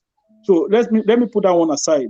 What I'm saying when it comes to this, how the youth can actually break through, or what I will do, sometimes we have to understand that when we want to do anything in life, we have to be patient. We have to take time. So if I become a member of PDP today, I wouldn't say, oh, I want to run next year, or I want to run in 2 years' time, or I want to run in 3 years' time. I'll take my time and build alliance within that structure and try to build a proper friendship across the country, to take my time and not, because you know where you are going. Oh, you know that over time you will get there. But the problem we have is that election is coming next tomorrow. Somebody jump into party today.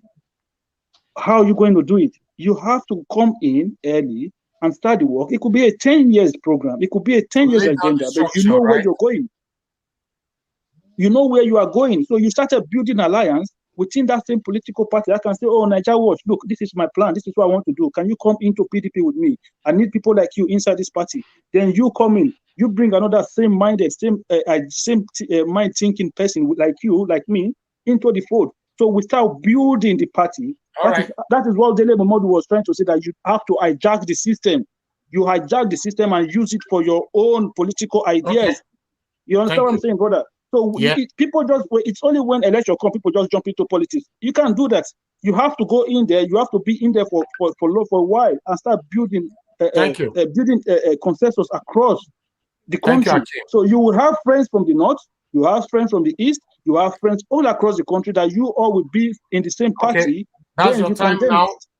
That's your time. Thank you, Akim. We have Mr. Mori here with us. Mr. Mori, good evening to you, sir. Can you hear me at all? Okay, thank you very much for joining us. Have you been watching? Yeah, thank you for having me. I just came in about a few minutes ago.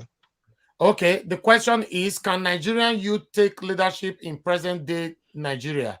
And which we played the video earlier on from Dele Momodu, who said that the only way Nigerian youth can rule as a president in Nigeria, they have to come through the two major parties, which is PDP and APC. Do you agree with that? Go ahead, sir. You only have 2 minutes. We are giving 2 minutes to everyone. Your 2 minutes starts now. Thank you very much, sir. All right, but the question is more than 2 minutes. Okay. Dele Momodu is entitled to his own view. You know, he's looking at from the background that because the system is skewed against the masses, the system has been hijacked by these two major political mafias, the PDP and the APC. That is why he's thinking that way. I don't blame him for that. But he has also forgotten, he made mention of Obama. He started as an example of Obama and Donald Trump. But he forgot to realize one thing. America and Nigeria, they are two different environments. The literacy level, the awareness level, the political participation, the rate of citizens awareness in America is different from Nigeria. You know, and again, there are a lot of factors that work against that.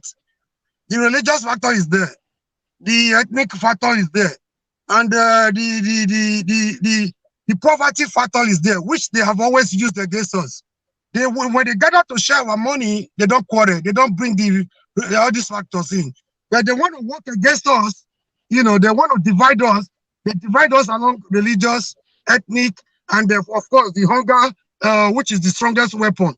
They have so impoverished the masses that if you give them 10,000, they feel you are their God on earth. So there are two different environments. You cited Obama. The example of Obama does not work in Nigeria because people here, almost everybody in America is able to even afford 3 square meals a day.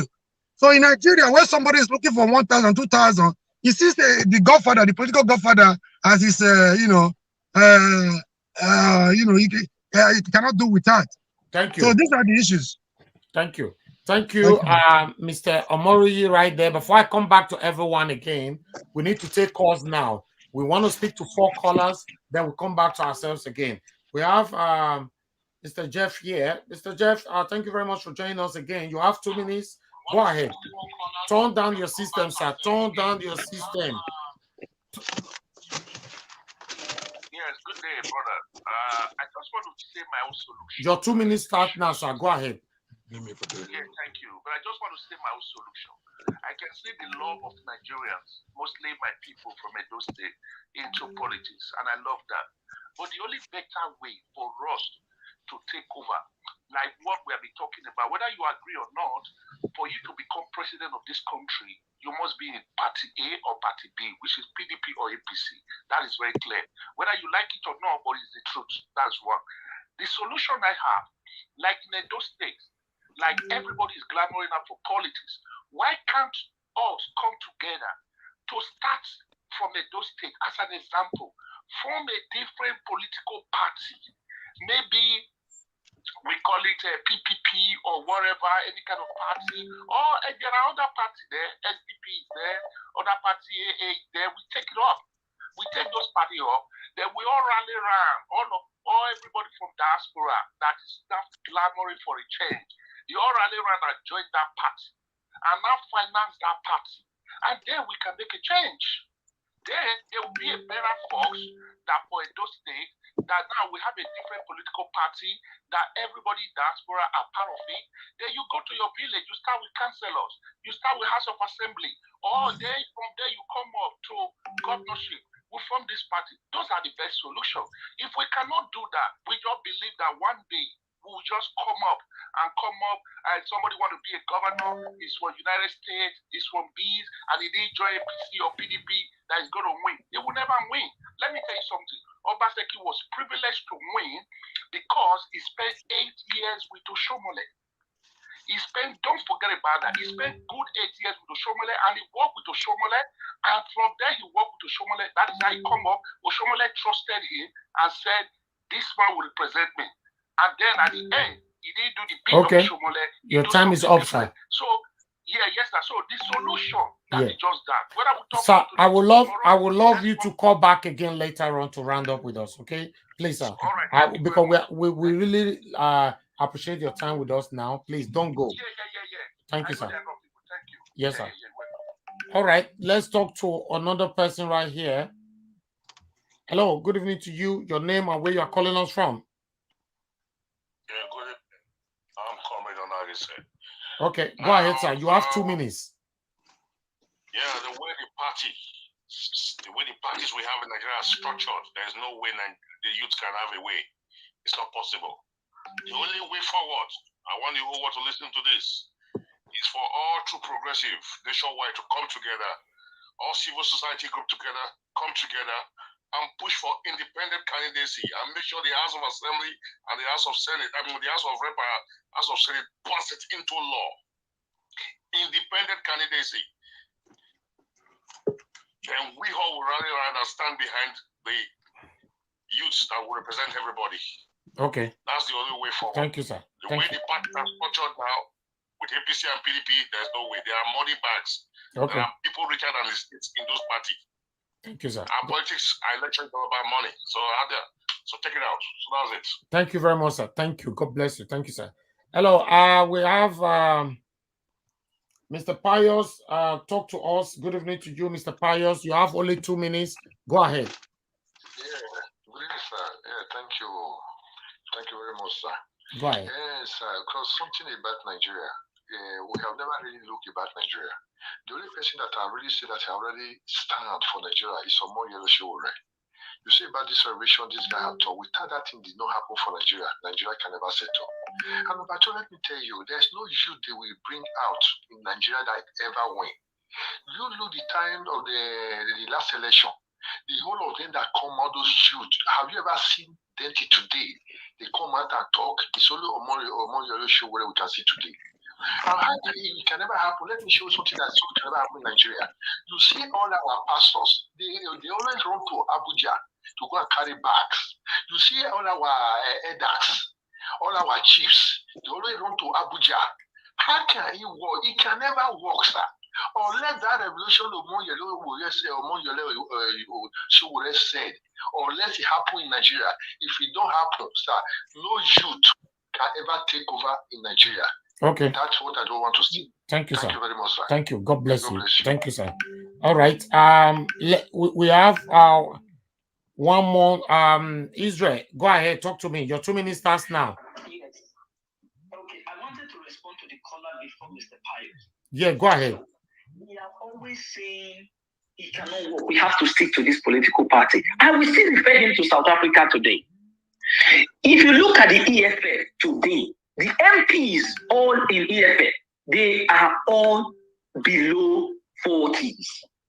Because of the structure, because of the ideology Malema used in capturing them, and said the ANC did not stand for what they preached. He told all the youth right now in South Africa, the youth are behind the EFF. This is where is now? Let me ask this caller: where is President Jacob Zuma?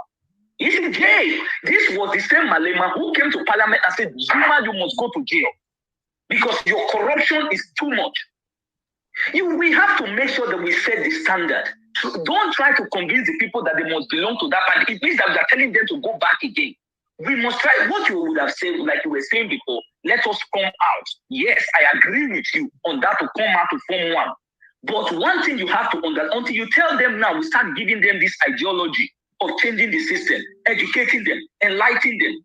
Let me take your mind back to Uganda. It just concluded an election last year. Robert Chagulani was a musician. He ran under the NDDC. The NDDC was nowhere to be found. He brought the police, he brought the party, he encouraged the youth, he gave them enlightenment, and they are the second. They almost beat what is called Museveni. You can see, let us use the mindset to channel our people. Let us bring them back together. Don't say we can't do it. We have to follow this party. Thank you, Alex. For what? Thank you. Thank you, Alex. Thank you. All right. Now, callers, you got to wait now. We need to go to Alex. Alex, are you there with us? Alex, can you hear me? Alex, can you hear me? Yes, I can hear you very well, sir. Okay, go ahead. Very well, I can hear you. Talk to us. Yeah, they've all said it all now. What else can I say? Revolution is the only way forward. These guys cannot give up their source of income, this wicked and devilish way of making money, and allow a youth to come in and make a change that will benefit the common masses. They will not allow it. So it has to be a very strong one, like a peaceful protest that will result into a forceful evasion. That's how it's going to be. There is no shying away from it. There is no other way out. They will not just come and shake your hands and say, come, Oya, carry it, we are okay. Never. They are very greedy. They are very wicked. They are very evil. They are occultic. They are diabolic. They belong to the black world. So we are the light. For the youth to get this power, they need to come out, just like they did during SARS protests. That's the only way out. There's no other way, because Nigeria is not real. is a fake country, like put just a makeshift country put together for some interest, British interest, and some wicked, corrupt, evil politicians here. So the only way from this mess is a revolution. I stand with Shewore on that. I stand with Nnamdi Kanu. I stand with Sunday Igboho. That's it. Thank you, Alex. We are going to Wilfred. Wilfred, can you hear me? Because I'm so passionate about this youth revolution. You see, can you guys hear me? Yes, Wilfred, can you hear me? Okay, yes, I can hear you. Let me go forward. You see, we all know that these old politicians who are same friends, irrespective of which political party they belong to, you know, do not only use age as a barrier to prevent our young people from aspiring leadership, okay? They invented all kinds of tactics, such as ethnicity divide, religion divide, political violence, money politics, ringing, diabolical, as Ale just stated out, which is evil and occultic, means etc., which ordinarily will scare and put fears in most of our young people who have not mastered enough courage to toe their line or do their bidding or their devilish political bidding. You see, I am not encourage any young person to take after them. Okay, after that. What I'm saying is this. As Alex said, a political revolution, it is not like what Omoyele, you see the problem we have. We are also part of our own problem, we the youth, okay? Because the youth have not woken up to their responsibility. They have not realized that they are the same people who these people use to ring election, and their future is being mortgaged. So what can we do in this essence? Let the youth, especially the celebrity, we need the celebrity, the actors, look at what Desmond Elliot, take a very good example of what Desmond Elliot did. This was a young, aspiring, a political figure in the entertainment industry who would have helped us with his own privilege, with his own a celebrity style to change things in the politics. But when he got there, what did we see? It was the reverse. Just to let you know, the way the political system is structured in that country, APC, PDP, if you go in there as a youth with a clean mind, as an incorruptible seed, if you go there, you are going to be corrupt. So in order for us to change that system, people who are aspiring to be a leadership position in Nigeria, we first of all realize that those two parties will not give them that privilege, that free space. So we need a revolutionary campaign, a revolutionary politics, like what Omoyele was trying to do. Let's go back to history. When Omoyele came forward, he presented himself to run for office. Nobody go and force him to say, Omoyele, you have to come. That is how it's been done in the Western world. People don't just wake up one morning and say, hey, you are going to come to be this. No, you give yourself voluntarily. Omoyele did that. Thank you. How many youth did we see who encouraged him? All we see was somebody somewhere criticizing him, calling him names, and all of you, which is very wrong. That is how we need to start. We need to start educating the mindset of these young people, letting them know the reason why they should kill beyond a youth fellow like them, and stop supporting these old, outdated leaders who is not going to take us nowhere. So I think education and enlightening is what we need. We cannot do that, but we sit in our comfort zone. We need to start going to the grassroots, the people who do not have access to internet, who do not have access to computer, letting them know the need for them to stop, you know. And also, please, lastly, sir, if we can reach out to these celebrities, they will play a major role. That is another key point we need to be looking at, because these celebrities, they have voice. They can use their platform to campaign for a youth leadership. And if we cannot be able to get this all right, we will have a headway. Thank you for that. That's what I can say for now. Thank you. Thank you, my brother Wilfred. Thank you very much for your contribution. Can I say something, sir? No, Alex, you need to wait. We need to talk to Mr. Mori. Mr. Mori, are you there with me? I'm right here, sir. Okay, go ahead, talk to us. On what? We are still on the same debate. Okay, on okay. how the youth can take over. Okay, I will start. I want to say the entire system, the entire political system in Nigeria is sick and needs a total overhaul. That's it. There's something, there's a wrong foundation in Nigeria. You don't build something on the wrong foundation, it's going to collapse. Yeah. From the constitution to our value system, to our orientation, to our belief system, the tradition and everything, the mindset is entirely sick and needs total overhaul. Without that, it's like effort is going to be whatever effort we are making right now is going to be like effort in futility. Somebody just gave example of Omoyele Sowore. Omoyele Sowore is somebody I know so much and I respected so much. He did not just start today. He started way back in Unilag. He was almost killed. He ran to America. He came back again. As providence will have it, God spared his life. He came back to Nigeria. Look at the way the youths are treating him. He didn't even want to join these political parties, either APC or PDP, because he has been a pain. He has been a bone in their neck. What did he do? He registered the ANC from the scratch. You know what they did? They sponsored attack against him, even in his own party. They used the corrupt youth to infiltrate the party. Today, when it's ANC, ANC is almost hijacked from Omoyele Sowore. I give it to one Iboma than his money. They call him Leonard. So the system is entirely sick. Nobody gives you power a la carte. You have to fight for it. Exactly what Omoyele has been doing. But how many of us, with the so-called youth of this generation, are giving him support in that regard? It's very unfortunate. The system is skewed against us. The foundation is faulty. It needs to be destroyed and rebuilt again. Thank you very much. Thank you. All right. Now, what I want us to do, I'm going to pick about 3 calls. After that, I'm going to leave everybody open so that we can talk and interact within ourselves. Okay? But let's talk to 3 people. I have Sonny right there. Good evening to you. Your name and where you are calling us from, Mr. Sonny. Yeah, Mr. Elvis. What I want to quickly say is this.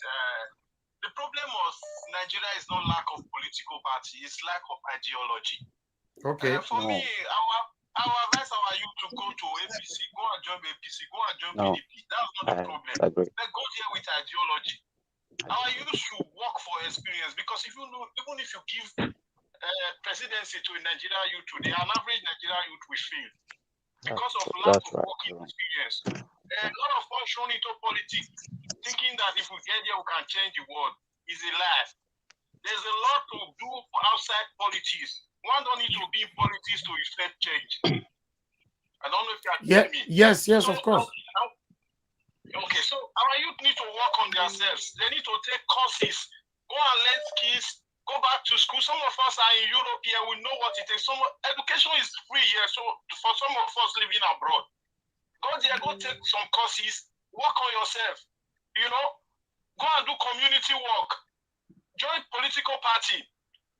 Okay. Please, excuse me.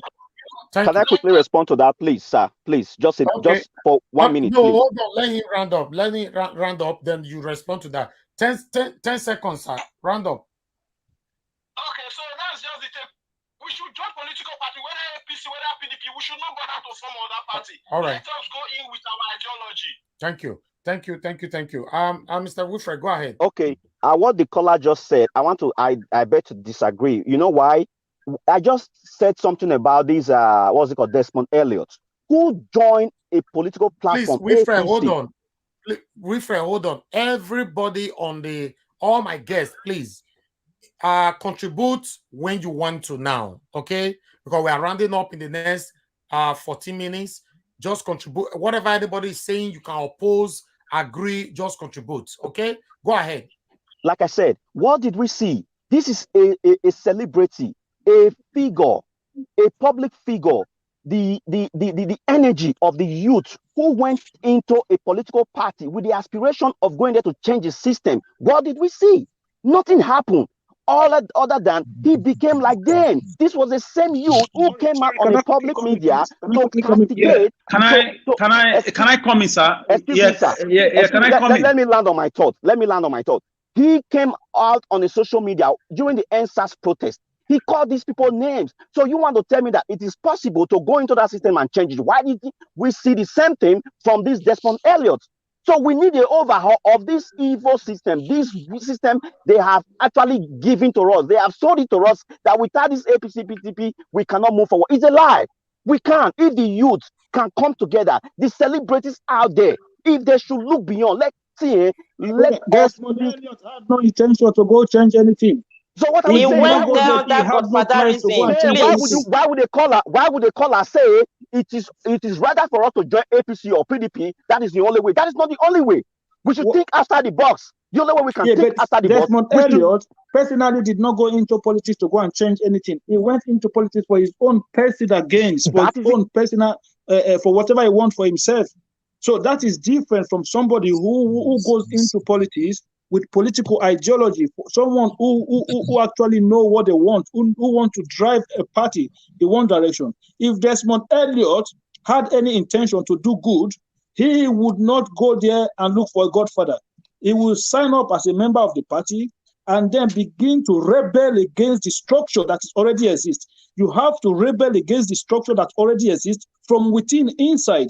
He didn't do that. He went to a godfather so that he would be able to get elected. And that was the problem. So he sold his soul to them, they hold him, and he's going to dance to their tune. So if he actually wanted to change the system, or if he wanted to create a micro-revolution within the political structure, he would have gone there with a different mindset. If I join a political party in Nigeria today, trust me, if you present a candidate I don't like it, during election, I will campaign against that candidate. I'm telling you the facts. I will campaign against the candidate. I will come out and just say how I feel about the candidate. So that is what we need to do. Go into the system and then destroy the system. That is the same thing Obaseki is trying to do in PDP. And what is the result? Okay. He was suspended. Exactly. He was suspended. That's the same thing Obaseki is trying to do in PDP. Obaseki is one man. The same thing it has to be an alliance of same-minded people. Suspended. Let's be realistic here. This is a cabal. It is. This is a cabal. You're fighting a cabal that has sold their soul to demons. Everybody cannot be talking at the same time. Devil. This is a cabal that sold their soul. You can get suspended, right? But it doesn't stop you from doing what you want to do. You can still carry on criticizing those people. Is he working now? Is Obaseki working now? Obaseki is a governor. Is he working? He's a governor, but what are we seeing right now? What are we seeing? Listen, if does he have the liberty? The party is not the reason why whatever you think is not happening is not happening. He has never worked and he's not talking. He's not talking. He's not working. He's not talking. He has never worked. So what are we talking about? He's busy renovating. He has never really worked. He's not talking. We need him to come out and address the people. What is renovation? Is it not work? Let us. I don't understand. People are talking about renovation. What do you think to put a gun to Obaseki's head? Mr. Hakim, can you tell me any new project that Obaseki is handling right now? Why would you start a new project? For what reasons? I don't understand. Why would you start a new project? Madam, can I ask a simple question? Sorry, I'm not hearing you well. I'm not hearing you well. All right. Why will Obaseki start a new project when there are projects that has been abandoned? I don't understand. Why would you just want him to start a new project? What I'm talking about new project is this project they are far overdue to be completed. They just know what they are doing. They will do something and leave it and come to campaign with that same thing. They go and continue something that need about 3 or 4 or 6 months to finish. They will keep dragging it for a full 8 years or even 4 years. You think it's normal? It's only in the spirit of greed. It is deliberate. The spirit of a black man doing that. Madam, I just asked you a question. What project do you want Obaseki to start on? I don't understand. Hold on. A lot of things are not working in those states, Mr. Hakim. You know that. There is a lot of things we are lacking. Hakim, hold on. Just hold on. Madam, I just mute everyone right now because all right. I want Madam the Irish word. Please round up. Joab, just round up so that we can go back to Hakim. They'll come back to the engineer Ken and Mr. Mori. Madam Iris, thank you. Yes. What I'm talking about is that, for example, there are some projects they are showcasing, is doing this, is doing this, is doing this. You go and check that this project has been on, even when he was in his first administration, most of them has been there. Okay, the time that is actually using, they are still working on it. They are renovating this one. They are doing the other one. These are projects that are far overdue, that he was even supposed to complete in his first 4 years. Those things are not complete. They use it to campaign, to come over to the second year. Now we are not in the second tenure. We keep hearing he's working in the same things. Things that they used to campaign. Now we are hearing PDP problem is what is making him not to work. This one is what is making him not to do this. And it's not coming out to address we Edolites. I don't understand what you people are defending, because even the so-called innovative projects are still not finished. Madam Irene, please, I want everybody, all my hosts, including callers, because I'm going to pick 4 calls later on, but callers, just hold on. I want you guys, because I'm happy you guys switched. At least I'm not the one that switched this now. The topic, you guys switched it yourself. Please, do you guys think that Niger Watch media is biased when it comes to Governor Obaseki? Because some people are accusing us now that we are biased. We just want to destroy the name of Governor Obaseki. Please, everybody, in the next 15 minutes, I'll go one minute now to back again to the Irene's word. Honestly, I don't think we are biased, because what we do here is a constructive critics, you understand? So we are trying to make Obaseki see the need of people, see what we need in Edo State. Okay, to work for him not to fail in his governance. Let me just use the word fail. We don't want him to fail, because all of us, if we are biased and maybe we want to ridicule Obaseki's name, we will not campaign for him in the first place. And I know how much it cost me to convince some people in my family and some of my family members to vote for this man, because I believe in him. I expected him to do something with his level of education, with his exposure, knowing that he's school in America and all that. Okay, where does that take us to? Where are we right now? Where are we? What can you even tell us that this is what we have achieved with all this? Thank you. Thank you, the Irish word. Now I'm going back to Akim. Akim, please tell me, answer to that question, please. Sorry, could you just repeat the question again? So do you think this media is biased when it comes to Governor Obaseki? Because no. Listen, you know the people that are coming out with such comments, like those are people who cannot withstand a debate like this. Those are people who don't have the stomach for different ideas, for different minds. There are people who believe that you must go the same way with them. If you see something and you're not happy with it and you don't think it's right, you have the right to come out and say it the way you feel. You understand? So for me, I watch your program, and there are times where I don't agree. But yes, I know that it is your right to disagree with whatever is on ground. I might not agree with you, but it doesn't mean I will come out and start using some languages that people have. No. For me, I just believe that a debate should be a debate of differences. It should never be personal. That's my own belief. You know what I'm saying? So in terms of bias, I don't think this is not a biased platform at all. In fact, if you want to see it, look, if the people who criticize you, if they want to see a biased platform, there are some platform they can go and watch, and they will see what you call bias for real. So and that's why I don't go to places like that. That's the truth. And when it comes to Governor Obaseki issues, right? People do not look. Nigeria, you compare me. I've never come here and say it's 100%, it's perfect. You understand? I've never done that. I've always said, listen, the man is doing the best out of a bad situation. People need to understand the kind of country that we come from. We are called developing nation for a reason. Akim, why is he not talking? He's not communicating. But I'm not Governor Obaseki. His personality, I don't is not something I know. I don't know the man one-on-one. I've never met him before. Persons who is agreeing, who is supporting him for not communicating. They are still praising him. That's why I don't understand. No, I'm not. Listen, I'm not saying I'm supporting him for not communicating. I'm just telling you that I'm not him, and I don't know him personally, and I've never met him before. But are you happy? Are you happy that the governor is not carrying the people along? You see that word, carry the people along. I don't like that word. You know, I've never liked that word at all. You know, when they say carry the people along, what do you mean carry the people along? You because understand? it's not communicating with the people. Yeah, but if it does he have to come out and tell you everything he does, or do you just want like a monthly briefing? If that is what people want, people can always. Okay, all right. I want somebody else to respond to you. Can I respond? Please, yes, Wilfred, go ahead. Okay, my take is this. You see, when Mr. Akin, I've been listening to you. I love the fact that you are a very fair person. Okay, you like to deal with issues fairly. But let's not shy away from this truth today. We're talking about you changes the system within. It is not. It can't be possible within the Nigeria structure of the system we have today. You know why?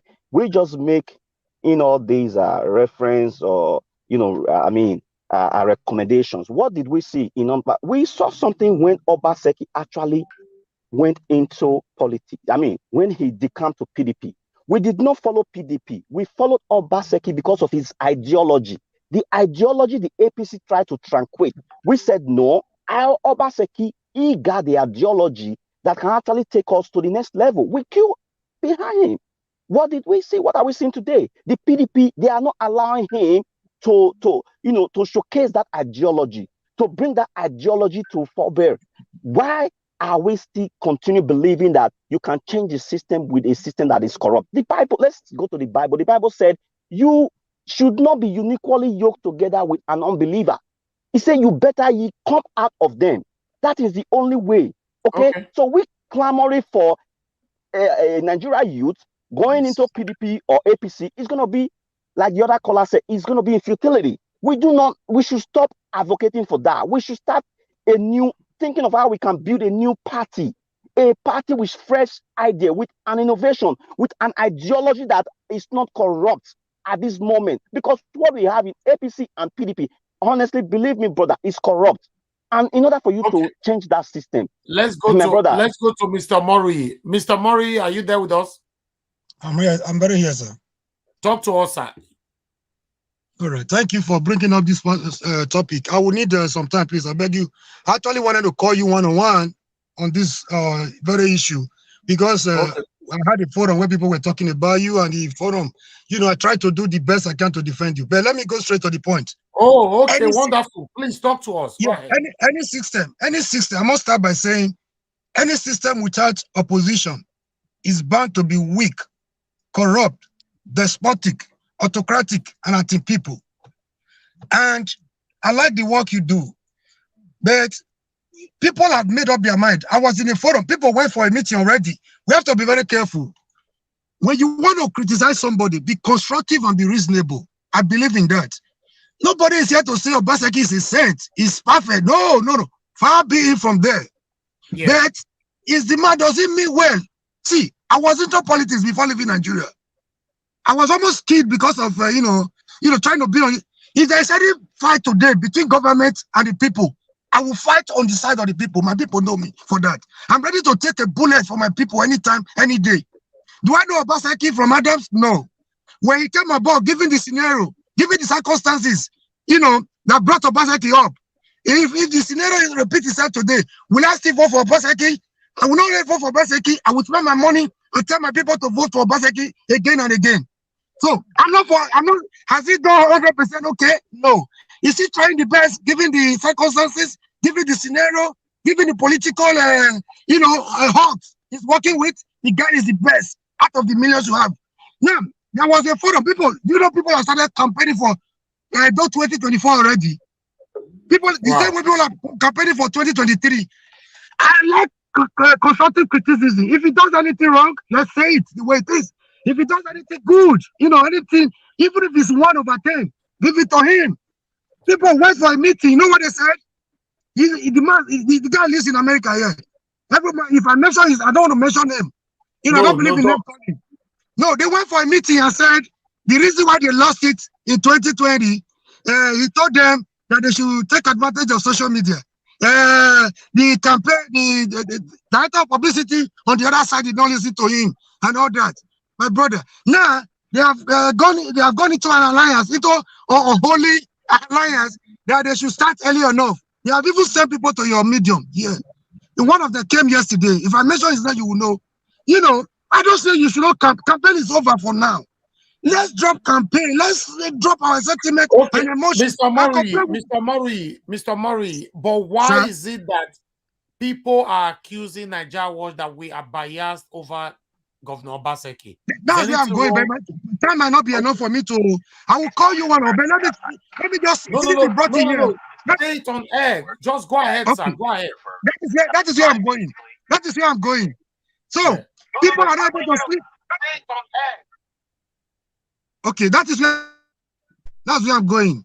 Can you hear me? Yeah, I can hear you. I've tried to mute somebody. Go ahead, sir. Okay, sir. Okay, sir. This was not supposed to be topic for today. Since you brought it up, it's an opportunity for us to, address it and create awareness in the minds of the people. Yes. My brother, a lot of people have just made up their mind to see nothing good in Obaseki. While some other people that are trying to say there's nothing wrong in Obaseki. No, we have to have a middle ground. We have to balance up. We have to balance it up. They went for a meeting. You know what they concluded? The earlier they start hijacking social media, the better for them. You were not part of that meeting. But a lot of people are coming around to say, this is what they want to do. They are saying people like, go there, go there. See, my brother, you cannot change the color of a chameleon.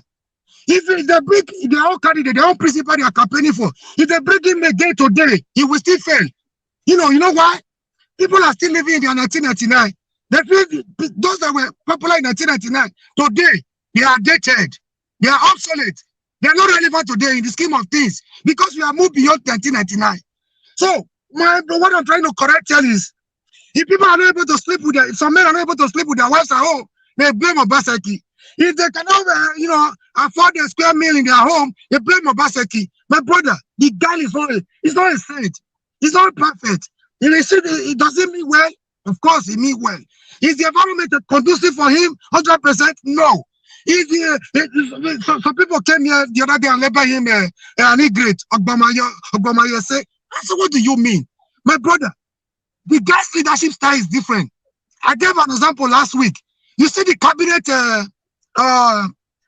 he came up with, the list of commissioners. My brother, that list is almost made up of 50% women. No politician risk that kind of life.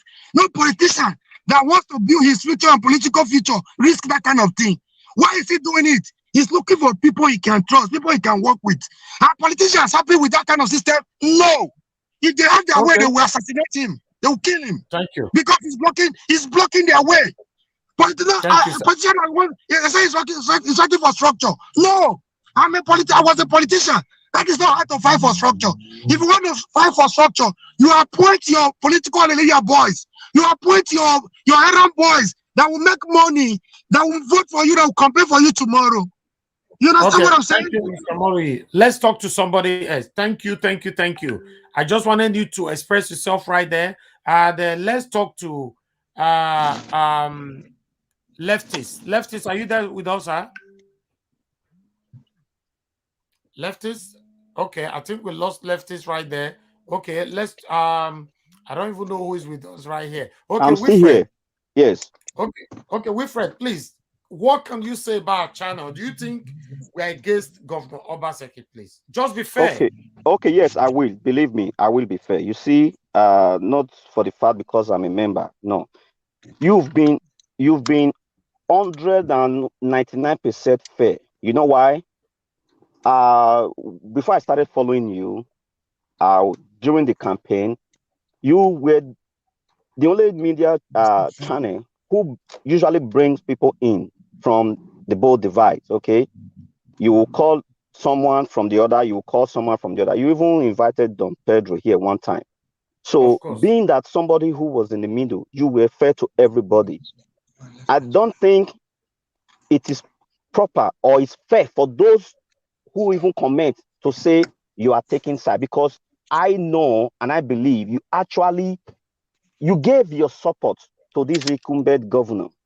You expected him to be that leader who would have, bring us into that limelight as an Edo, we will become an industrial state. But you did all of that. At the end, you saw something was going wrong. You came out to say XYZ. it's not right. Please, can you take a track back and see how you can fix things? That is not unfairness. That is not an injustice. That's being fair. It is only somebody that would collect money, maybe which I know you've never done, at which you've collected money, and you've not, and I don't even think you would do that. So and none of them can pay me. None. Not from APC or PDP. None of them can pay me. Let's put it that way. So why would some people say this guy is taking side? You are not. You are being fair here. You are doing the real work of an investigative journalism we do, because you don't just come on social media to take an evidence being gathered from somewhere to lamblast to somebody. You verify your information, and you've never misled the people. For all that I know, from the very first beginning, I started following you, because before I comment on whatever you're discussing about, I will also do my investigation.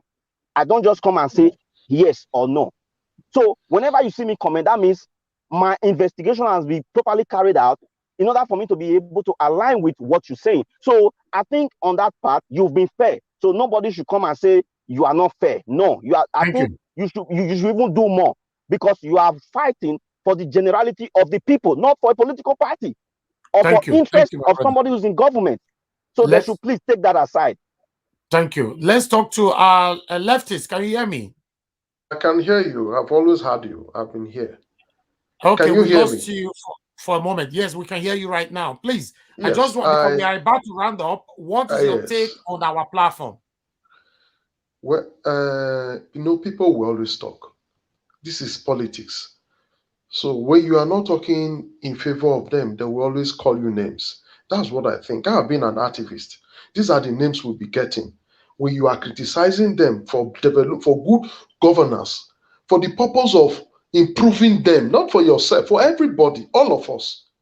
Yeah. Because you are not collecting from them, singing hallelujah with them, they'll give you bad names. That's why sometimes I don't really want to talk about PDP, APC, because they've given me PDP, APC. When you are talking against PDP, they'll say you are APC. Yeah. When you are talking against APC, they'll say you are PDP. Meanwhile, you are none of. So for the platform, I think it's fair. I've not seen anything. At least it's not a political party. Everybody's airing their opinion based on what they are seeing and what they think. So if anybody, if the internet rats, I will call them, which are being paid to blacklist people who are not agreeing with their paymaster, you don't need to take that into consideration. It is very normal. Thank you. Thank you very much, leftists. Thank you. We have Florence Omorigi with us here before we talk to Israel. Madam, go ahead. Good evening to you. Talk to us. 2 minutes. Okay. Yes. So I completely 100% agree with Dele Momodu. Okay. 100%. In fact, I think my opinion is that anybody that is very serious about running for president and possibly winning should follow Dele Momodu's advice. Dele Momodu, okay, is well versed. He tried to run for presidency. He's gone through. He is friends with all political class in Nigeria. Yeah. He's gone through the grassroots, up to the elites and the political class. Yeah. And he knows that these two parties have strong structures, and then they have money to fund campaigns. Okay, at every level. Now we all know that running campaigns in Nigeria is very, very expensive. Yeah. And that's why he's.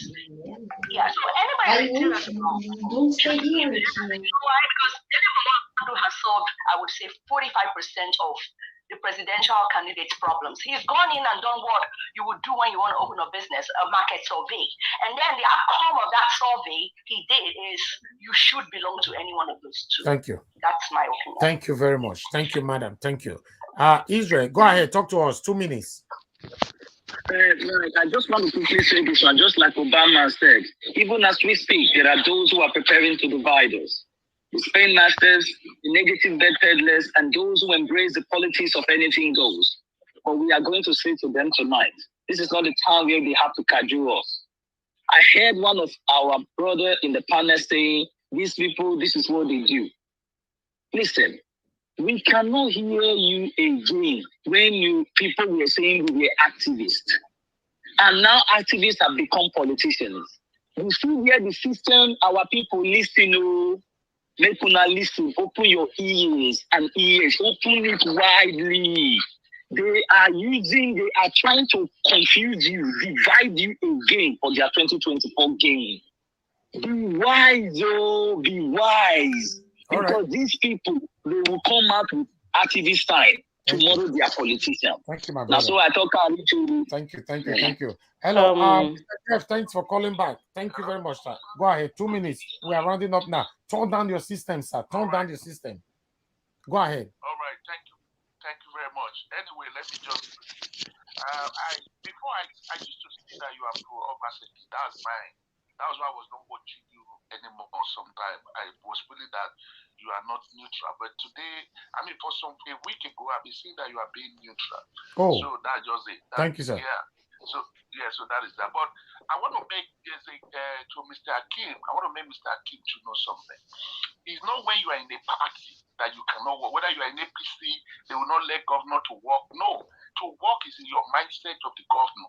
The party cannot hold you. And in a case study of Edo State, whereby the governor, the only person who can hold the governor not to work is the House of Assembly. But the House of Assembly are part of Obaseki. So Obaseki have nothing to tell us that maybe that is why he didn't work, because it was in APC, they didn't let it to work, or because he now went to PDP, they didn't let it to work. Those are all flat-out lies. Because the House of Assembly, who's supposed to go against Obaseki, they are with him. So nobody is disturbing him at all. I want to make that clear. Then in conclusion, I want to be personal now. Yeah. Please, my Edo people, support me for 2024 to be a governor of Edo State. I will do better than Obaseki. And I will let people know that it's capital intensive. If you want to support me, not only by mouth, it's finance. Because for you to be a governor, to even get your ticket, you need up to $1 billion or maybe like 2 billion naira within your party to fight. Not even to go for the election. And I will let you know how it goes. So please support me. I want to be a governor. All right. That means we will need to book an appointment to see you on face-to-face interview where people can throw questions at you. Yes, of course. And I'll be willing to do that. No problem. Mr. Najawa, sorry, can I quickly just respond to that, please? Okay, go ahead, Akim. Go ahead. I think the man there must have mistaken me. I've never said that Obaseki was held back because of issues he had with PDP. I've never said anything of such. So I've always, if you follow me, I've always said that I don't think the issues with the party is holding him back. What I say personally was that when people talk about performance of government, it's about your own personal expectation. When you supported Obaseki, what were your personal expectations, and were they realistic? So that is what I am talking about. When you were supporting this man, what did you expect from him? What do you think he can do? Were you expecting Edo State to become a Dubai or an America? What was your expectation? I think people need to put it into perspectives. That is my own part of the argument. Okay. Thank you, Akim. Answer. Are you asking quickly? I tell you. Are you asking quickly? I tell you. No, sir. We need to move on. Okay. Sir, now there's a question for you on the comment section. They said before you can, this is a Nigeria Watch family platform. Yes. Where I cannot make decision on my own. I listen to people 100%. Yes. So one of our family member, and Mr. Henry O, is asking on the comment section, can you tell us brief about yourself? When the time at the moment, you know why I will not do that now? Because when you do that now, because it's capital intensive, everybody will run after you. Maybe before tomorrow morning, you see about 100 people in my house and say, this man want to be a governor, then you have to feed them, you have to transport Okay, that them, means you cannot grant an interview, you cannot grant an open interview right now then. No, I can do that, but I cannot do it right now, like what he's saying. Okay, all right, that's fine. When you are ready, you write to me, sir. Mr. Najawas, please, can you ask him if he constantly live in Nigeria or he goes and come back or something? Well, I live in Nigeria and I also move abroad, so I move up and down. So, okay. And please, under what political party? No, he's only asking you, sir. He's only asking. Yes, but she's only asking. the woman from Ireland. I will need her to be my campaign manager because Okay. Please, sir, Mr. Najawash, and can you ask him on under which political party is he going to be running? Okay, that depends on you guys. When I say the finance is really good and I have a good sponsor, okay, then we can try. But to try will be 50-50 then. If it's not APC, if it's not PDP, you know it's just 50-50. It's just like, okay, we are trying. If we didn't win, maybe we wait for the next 2028. Maybe we'll wait for that time, you know, so that to make more popularity. Then when I have a good support, I can break my way through PDP or through APC, and I got the candidate of Bishop of this party, then I'm 100% sure I will win the election. Why?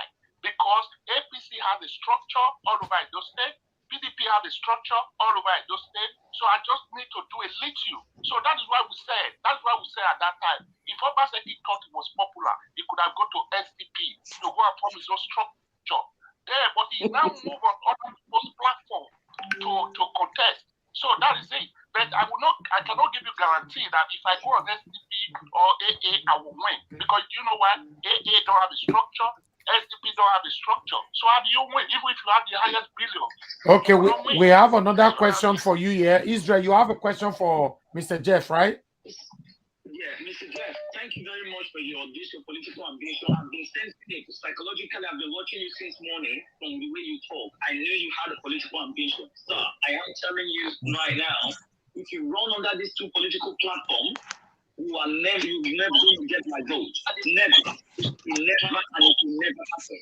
You are never tell us the fundamental principle and give us what you need to do. If you run under this political platform that is being hijacked decades, it means we will not support you. Okay. This is not bias. All right. That's fine. That's fine. Thank you. Yeah. Now hold on. Let's Engineer Ken. Engineer Ken, can you hear me? I can hear you now. I was lost for a while where I was, so I have to now use my hotspot on my iPod. All right. So we are rounding up now. Engineer Ken, what can you say in 1 minute? What can I say for 1 minute? I want to say something real quick about the Tinubu rights. Okay. I will tell everyone. Okay, More Mr. than not Jeff, laugh I'm going to let you go now. Thank you, sir. More than not laugh me. You know, the thing be this, make I just talk for preaching so that everybody when they hear me go hear well. See, that rights don't be ordinary rights, so that rights don't go some kind of spiritual altar. Any man when he chop that rice go to think about Tinubu. Tinubu go to control that person's mind. That person go to die for Tinubu, both spiritual and physical. The Bible says the heart of man is desperately wicked. Now about our politicians now, they are desperately wicked. They can go at any length to achieve their goals. Either for them to lose their wives or their own children. They don't mind. All right. As long as they want to achieve that political power. Please, I'm going to urge each and every one of us, let's spread this news to our loved ones. Mostly those of us are from Benin. If Tinubu rights should come to Benin, abandon them. Don't even touch it. Don't go close to it. Let him and his family eat that rice. Thank you, Naija Watch. Thank you, Naija Watch family, from my humble self. Thank you. All right. Tinubu rice. Una see that they share them. Those our brothers and sisters that live in the diaspora, una must eat for this rice. Una way they attack us. Say, of course, they will be the one to come and share the highest part of it, since they can't receive sense, because they need a serious sense in their head. These are our diaspora people attacking us that is fighting for people at home. I mean, eat this rice. They must eat this rice. I don't understand why should anybody be fighting anybody for their own political beliefs? I don't. That for me. No. Excuse me. It's not. We're not talking about fighting as in fighting. It's just a kind of using a word. what I actually mean by that is that we are here enjoying people's democratic system that work very well, enjoying all the whole things a human need to live. You understand? People at home are the people that are lacking these things. So it's an eyesore, and it's pathetic to see that people in diaspora that are enjoying same thing we are clamoring for them to give our family back at home. They'll be the one attacking us. Why are we saying they should give us good road, for example? They should give us good health system. They should give the kids back home good education. It's not normal. Your children are attending good schools here. You got a free medical system here. You have a steady light here. You drive on a road that doesn't have a pothole, that doesn't have erosion. Why will it be a problem just because of maybe religion or ethnic group or a diehard fan of a party? You don't want anybody to talk about anybody that is not doing well. If somebody is not doing well, it's not doing well. Be who the person is. I don't know if you understand what I'm talking about. Not that we're fighting. Madam, I completely agree with everything that you say. I have no issue with that. But I just feel like when people, I have my own set of expectations. Not even at those days, as far as Nigeria is concerned, I for one believe that the majority of the problem that we have is the country Nigeria, and for us to be able to have any such good progress, what I call progress, what I would hold up to a standard as progress, for us to be able to achieve such standard, we need a change from the top all the way to down. There's nothing in the state. Look, okay, if just imagine, let's put it into let me just make some example now. Say there's a free healthcare in a state in Nigeria. Say one state just give free healthcare to every resident. What does it take other people from other states to rush into that state and start taking advantage of that system? Say if you have anything that is sub-regional, that is supposed to go for the people, how is it going to be carried out? This is why my own personal agenda is against the Nigerian structure as it stands right now. I don't think it works. I don't think it will make. Look, in fact, next election in Edo State, let them elect Jesus Christ. People will come out and criticize him. That is the fact. All right, let's round up. We're rounding because up the now. system would not allow him to do what he's supposed to do. Thank you. The system handicap people. Akeem, thank you. I appreciate every one of you for your time today. I want everybody one minute to address the people, 1 minute to round up, only 1 minute. And Okay, I'll please. continue with you, Akeem, because you were talking before. Akeem, 1 minute, address, say goodbye to everyone. 1 minute. All right. Yeah. You know, with me, once it's this time, I don't really want to talk about the politics matter anymore. You know. No, so no politics matter. Just 1 minute. So we dropped that one. So I just want to say thank you, everyone, for tonight. Thank you for coming on board. I really appreciate this platform. Niger Watch, listen, you're not biased, okay? Don't listen to nobody. We are the ones saying, listen, only the people who have the right to criticize you is the family. And once the family don't criticize you, don't listen to anybody else. You're not biased. You know that me and you, we disagree a lot when it comes to some certain matter, but then we here on the same platform. You understand? So this is not a biased platform at all. So I just want to say thank you for the opportunity. I want to say thank you to Madam Irene. I want to say thank you to everyone else tonight that come on the show. I want to say thank you to Alice and every one of us tonight. Niger Wash, God bless you, and God will continue to uplift you. What you are doing is not common, and people want to see it as maybe it's normal. No, people, you have to be dedicated to be able to come up with what you are doing right now. So I just want to say kudos to you, and thank you very much, my brother. Thank you. Don't leave. We all are living the same time. Yeah, of course. Just mute yourself right now. All right. I'll go to the Irene's word. 1 minute. We are rounding up. All right, Mr. Niger Watch. Thank you very much, madam. I am always there, and I will always be there because I love the platform, because it's the platform of the people, the platform of the voiceless. So I just also want to use the opportunity to encourage some women, maybe in the comment section or out there. Let your voice be heard, because I think women have also been taken advantage of in the system, because I used to hear those days, if the husband cannot listen to me, let's give him wrapper or onions or rice. It will convince the children and convince the husband. Let's come out and stand and also let them know that we are also human in the society. We need our place in the society. We have a lot of role to also play in the society. So I want them to also rise up and let our voice be heard, and let us continue the movement, and let us keep talking and work for the future and the good of our country. So thank you everybody that came for the show, Mr. Hakim, Mr. Alex, Mr. I don't know, anyone that I can't remember the name. You all are welcome. Good to see you some other time, and we are working for one good cause. One love to everybody. Thank you. Thank you, madam. Thank you. Please don't leave. We are leaving at the same time. Like I said before, let's go to Engineer Ken. Talk to us, sir. Yeah, no, that woman is being biased, so she forgot about Engineer Ken. I only call Alex and Akin. You know, sorry, sir. That's not fair. All right, turn off your music, Engineer Ken. Sorry, sir. Engineer Ken, you are welcome, sir. Sorry, sir. Okay, madam, I heard you. Your sins have been forgiven. No, thank for you, that sir. 1 minute is this.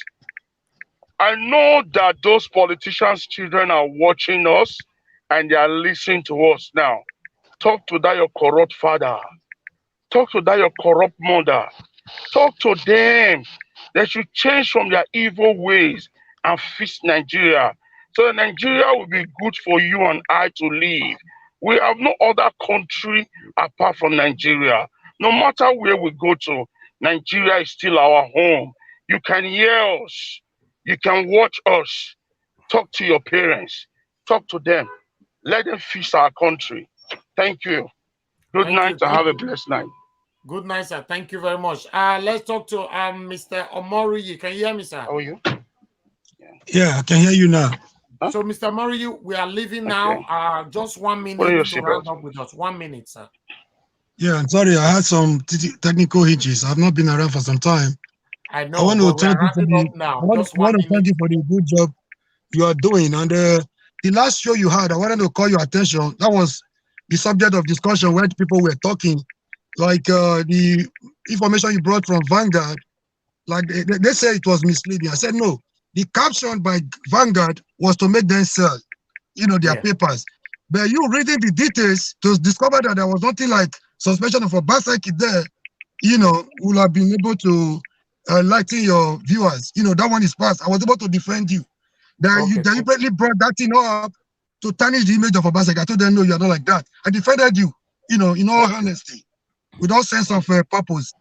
I want to tell you are doing a good job, and a lot of people will come on the platform. The good, the bad, and the ugly, you accommodate them. At the end of the day, you're able to filter the ideas, and the major thing here is to cross-fertilize ideas for the good of our land. We are all here for the betterment of our land.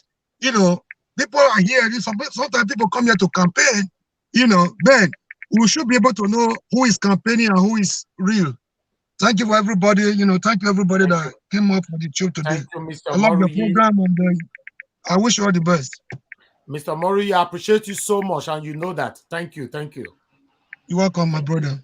Thank you. One love. All right, let's talk to our leftists. Leftists, can you hear me?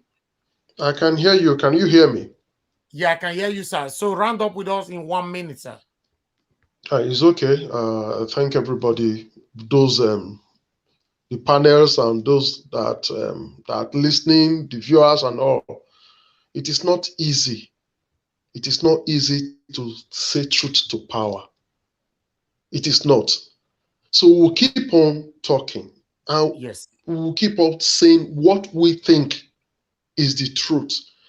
We are not getting money from this. Nobody is being paid to come and talk about anybody. All we are talking about is development and how Nigeria can go forward and how Edo State can be better for you and me.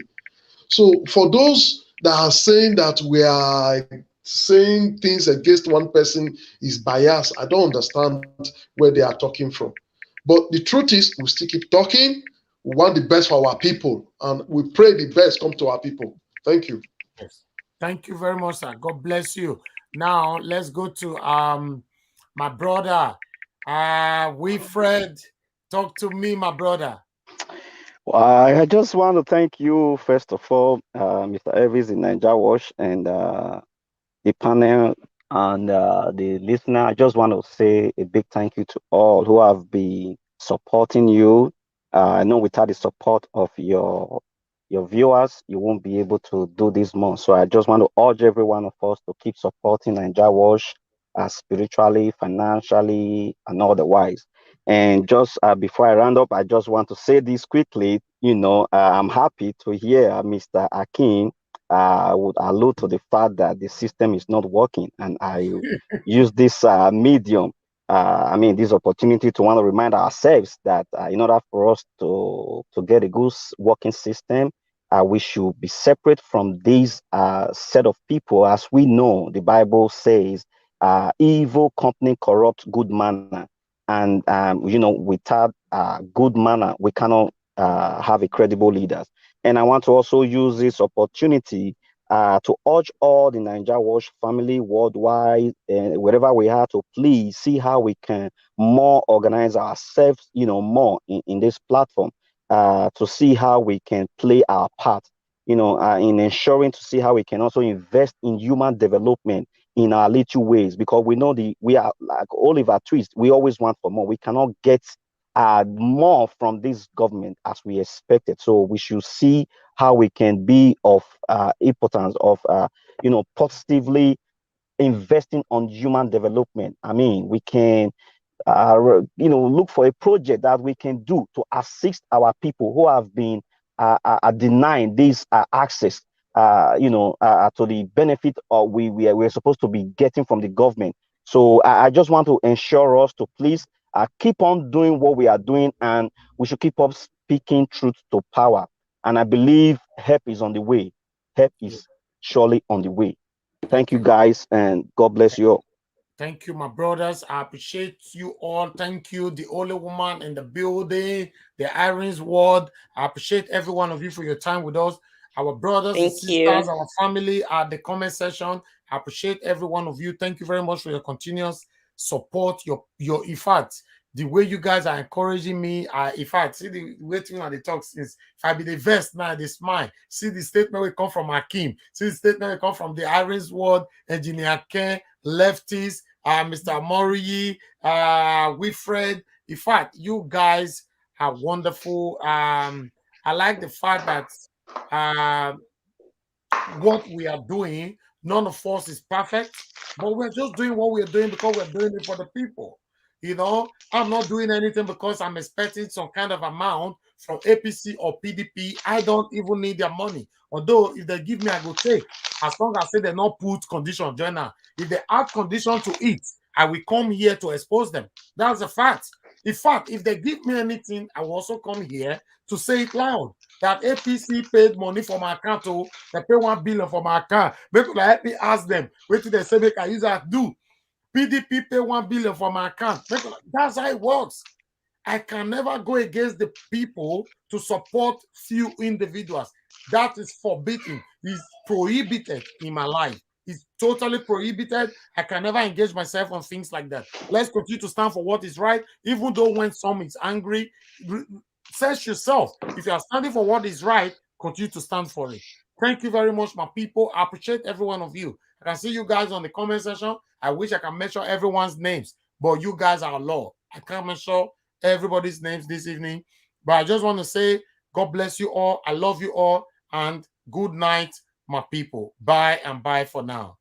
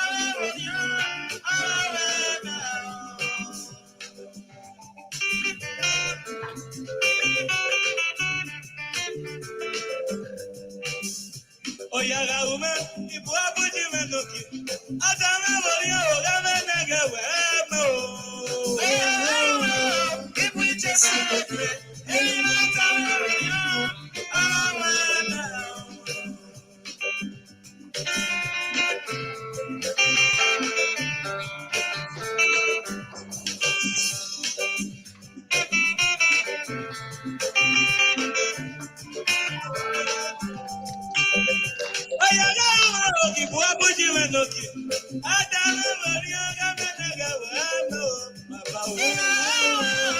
we just